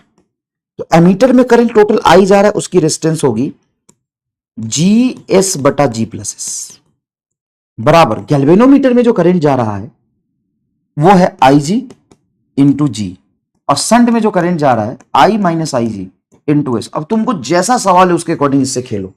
कई बार तुमसे पूछता है कि रेसिस्टेंस ऑफ एमीटर बताओ, तो रेसिस्टेंस ऑफ एमीटर यही तो है, यही तो रेसिस्टेंस ऑफ एमीटर है। तो जो करंट मेजर कर पा रहा है I into resistance of ammeter हो जाएगा। मान लो एक गैल्वेनोमीटर है जो 5 एम्पियर मेजर करता है, अब मुझे 50 एम्पियर मेजर करना है, 5 एम्पियर मेजर करता है, 50 एम्पियर मेजर करना है, तो गैल्वेनोमीटर की क्षमता 5 थी और 50 करना है, तो इन है कि हम जो फाइनल करंट मेजर कर पा रहे थे बटा गैल्वेनोमीटर में जो करंट जा रहा, वो n गुना उसकी क्षमता बढ़ गई, n गुना उसकी क्षमता बढ़ गई। वोल्ट मीटर क्या है, वोल्ट मीटर वोल्टेज मेजर करेगा। मान लीजिए गैल्वेनोमीटर है, तो वोल्टेज मेजर करने के लिए हम वोल्ट मीटर को पैरेलल जोड़ते हैं, और पैरेलल में करंट उतना ही कम जाएगा जितनी उसकी रेजिस्टेंस बहुत ज्यादा है। तो ये जब गैल्वेनोमीटर कहीं भी तुम लगाओगे, मान लो ये सर्किट है, ये है 3 ओम, ये है 2 ओम, और यहां पे एक लगाए हमने बैटरी, और ये हम वोल्ट मीटर की तरह गैल्वेनोमीटर को यूज करेंगे, तो ये सर्किट उतना ही कम खराब होगा जितना इसकी वैल्यू बहुत ज्यादा है। क्योंकि पैरेलल कॉम्बिनेशन में रेसिस्टेंस जितना जितना जितना जितना ज्यादा हो, पैरेलल कॉम्बिनेशन में रेजिस्टेंस जितना जितना जितना ज्यादा हो उतना कम करंट शेयर करेगा, मतलब जो करंट इस सर्किट की होगी वो वही यहां पर चला जाएगा। समझ रहे हो मैं क्या कह रहा हूं, समझ रहे मैं क्या कह रहा हूं, ये कंसेप्ट होता है बेटा, ये कंसेप्ट होता है, ठीक है, ये कंसेप्ट होता है। चलिए अब ध्यान से देखिएगा, ध्यान से देखिएगा। तो हमें पता चल गया कि मान लो ये G है और इसमें करंट जा रहा है IG, तो वोल्ट मीटर कैसे बनेगा, वोल्ट मीटर बनेगा इस गैल्वेनोमीटर के साथ एक बहुत बड़ा रेजिस्टेंस R जोड़। अब मान लो इसमें करंट जा रहा है IG, तो ये IG ही जा सकता है, इससे ज्यादा करंट लेके जाना ही नहीं है। और वैसे भी मुझे जो I करंट है उसका मेजर पार्ट इसी से लेके जाना है, बहुत कम इससे लेके जाना है, इससे उतना ही कम लेके जाना है, उतना ही कम लेके जाना है, ताकि वो इतना कम हो कि इसके मेन करंट, सर्किट के मेन करंट पे कोई फर्क न पड़े। और ये जितना ज्यादा होगा उतना ही कम करंट लेगा, तो ये ज्यादा होना चाहिए। ये तुम्हारा बन गया वोल्ट मीटर। और वोल्ट मीटर का क्या होता है, मान लो ये टोटल वोल्टेज VG मेजर कर रहा था, तो अब ये वोल्ट मीटर यहां से यहां तक बन गया। वोल्ट मीटर का वर्किंग प्रिंसिपल क्या होगा कि इसमें करंट सेम जाएगा, उसका क्या था, वोल्टेज सेम था, इसका करंट सेम जाएगा। किसमें करंट सेम जाएगा, करंट सेम इन गैल्वेनोमीटर बराबर current in volt meter, volt meter. बताओ यहां पे करंट कितना, यहां पे करंट क्या लिखोगे, तो वोल्टेज अक्रॉस गैल्वेनोमीटर, करंट को लिख सकते हैं I is equal to V by R बटा G, लिख सकते VG बटा G। बताओ पूरे वोल्ट मीटर में यहां से यहां तक कितना वोल्टेज लिखोगे, यही तो आपका मेजर करके फाइनल वोल्टेज आएगा। ये वोल्टेज लिखोगे V बटा आर प्लस जी, V बटा R plus G. If V बराबर n टाइम्स ऑफ VG, मतलब जो हम वोल्टेज पहले अकेला मेजर कर पा रहे थे गैल्वेनोमीटर से, उसका n गुना वोल्टेज मेजर करना चाह रहे हैं, n गुना वोल्टेज मेजर करना चाह रहे हैं, तो V by VG is equal to, इस V को रखेंगे n VG divided by R plus G, R plus G, ठीक है। ये VG था, VG by G, sorry VG by G, VG से VG कट गया, इसको यहां ले आओ तो n इंटू, ये G है sorry, n into G, n into G, n into G और आर प्लस जी, जी को इधर, एन जी को इधर भेज दो, इस जी को इधर लाओ, सॉरी इस जी को इधर लाओ, इस जी को इधर लाओ, तो एन जी माइनस जी बराबर आर, तो आर की वैल्यू क्या आ गई, जी कॉमन निकाल दूंगा तो n माइनस वन। वही एमीटर के केस में क्या आया, शंट की वैल्यू आई थी जी बटा n plus one, n minus one, sorry G बटा n माइनस वन, यहां है G into n minus one, क्योंकि यहां पर रेसिस्टेंस तुम्हें ज्यादा लगाना है, बड़ा रेजिस्टेंस लगाना है ताकि टोटल रेजिस्टेंस इसकी क्या हो जाए, बढ़ जाए। तो यहां पे होता है आर बराबर जी इंटू n माइनस वन। अगर तुम डिफरेंस देखोगे तो डिफरेंस तो मैं तुम्हें ऐसे ही बोल के बता देता हूं, डिफरेंस तो मैं तुम्हें ऐसे ही बोल के बता देता हूं, तुम खुद लिख लेना। क्या, अगर मैं एमीटर लिखूं, एमीटर लिखूं और ये वोल्ट मीटर लिखूं, वोल्ट मीटर लिखूं, तो सुनना बड़ा आसान है। Ammeter connected in a series where current have to measure, voltmeter connected in a parallel where current voltage have to measure, ammeter connected in series, ammeter connected in series where current have to measure, connected in a parallel where voltage have to measure। Clear है।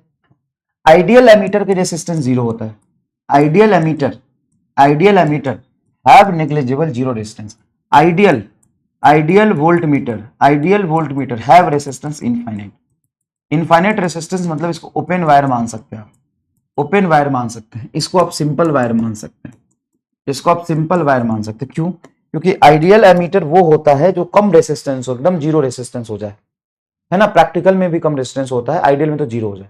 और volt meter अगर practical है तो large resistance होगा, ideal है तो infinite resistance होगा, ठीक है।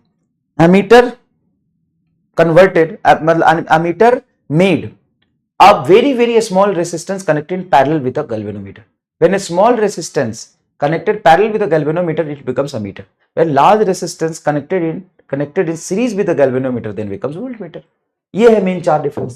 क्या, एमीटर को हम सीरीज में जोड़ते हैं जहां करंट मेजर करना होता है, वोल्ट मीटर को हम पैरेलल में जोड़ते हैं जहां वोल्टेज मेजर करना होता है। एमीटर आइडियल है, उसका रेजिस्टेंस जीरो होता है, वोल्ट मीटर अगर आइडियल है तो उसका रेजिस्टेंस इनफाइनाइट होता है, वोल्ट मीटर अगर आइडियल है तो उसका रेजिस्टेंस क्या होता है, इनफाइनाइट होता है। दूसरी बात, शंट को हम पैरेलल जोड़ते हैं गैल्वेनोमीटर से तो अमीटर बनता है, लार्ज रेजिस्टेंस को हम सीरीज में जोड़ते हैं वोल्ट मीटर से तो क्या बनता है, वोल्ट मीटर बनता है, गैल्वेनोमीटर से पैरेलल जोड़ते हैं तो वोल्ट मीटर बनता है। Metre bridge, metre bridge work on the principle of Wheatstone bridge, work on the principle of Wheatstone bridge, Wheatstone bridge. Work on the principle of Wheatstone bridge. Meter bridge works on the principle of Wheatstone bridge. Used to find unknown resistance. Used to find unknown resistance. Unknown resistance निकालने के लिए हम इसका concept use करते हैं। पहले तो Wheatstone bridge समझ लीजिए क्या होता है। ये रेसिस्टेंस है, मान लीजिए ये रेसिस्टेंस है, ये रेसिस्टेंस है, ये रेसिस्टेंस है, इसको मैंने बैटरी से ऐसे जोड़ा है, यहां पे एक गैल्वेनोमीटर लगा है, तो ये अगर R1 बाई R2, R3 बराबर R4 के रेशियो के बराबर होगा तो गैल्वेनोमीटर से कोई करंट नहीं जाएगी, यही तो है। इफ R1 बटा R2 बराबर R3 बटा R4 है, then current through galvanometer is zero, then current through galvanometer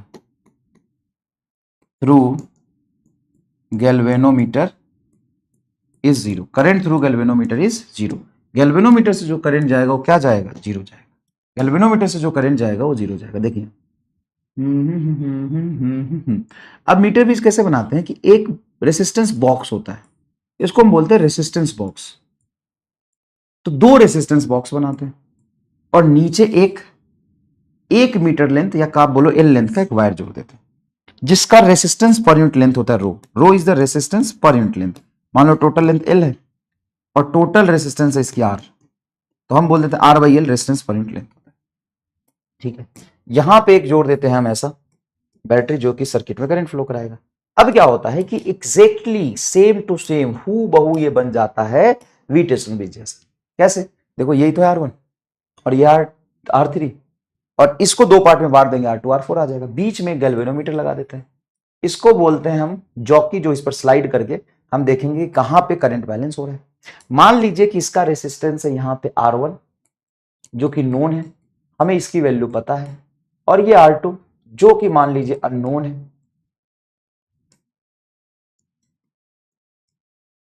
unknown है, जो कि अननोन है, ठीक है, जो कि क्या है, अननोन है।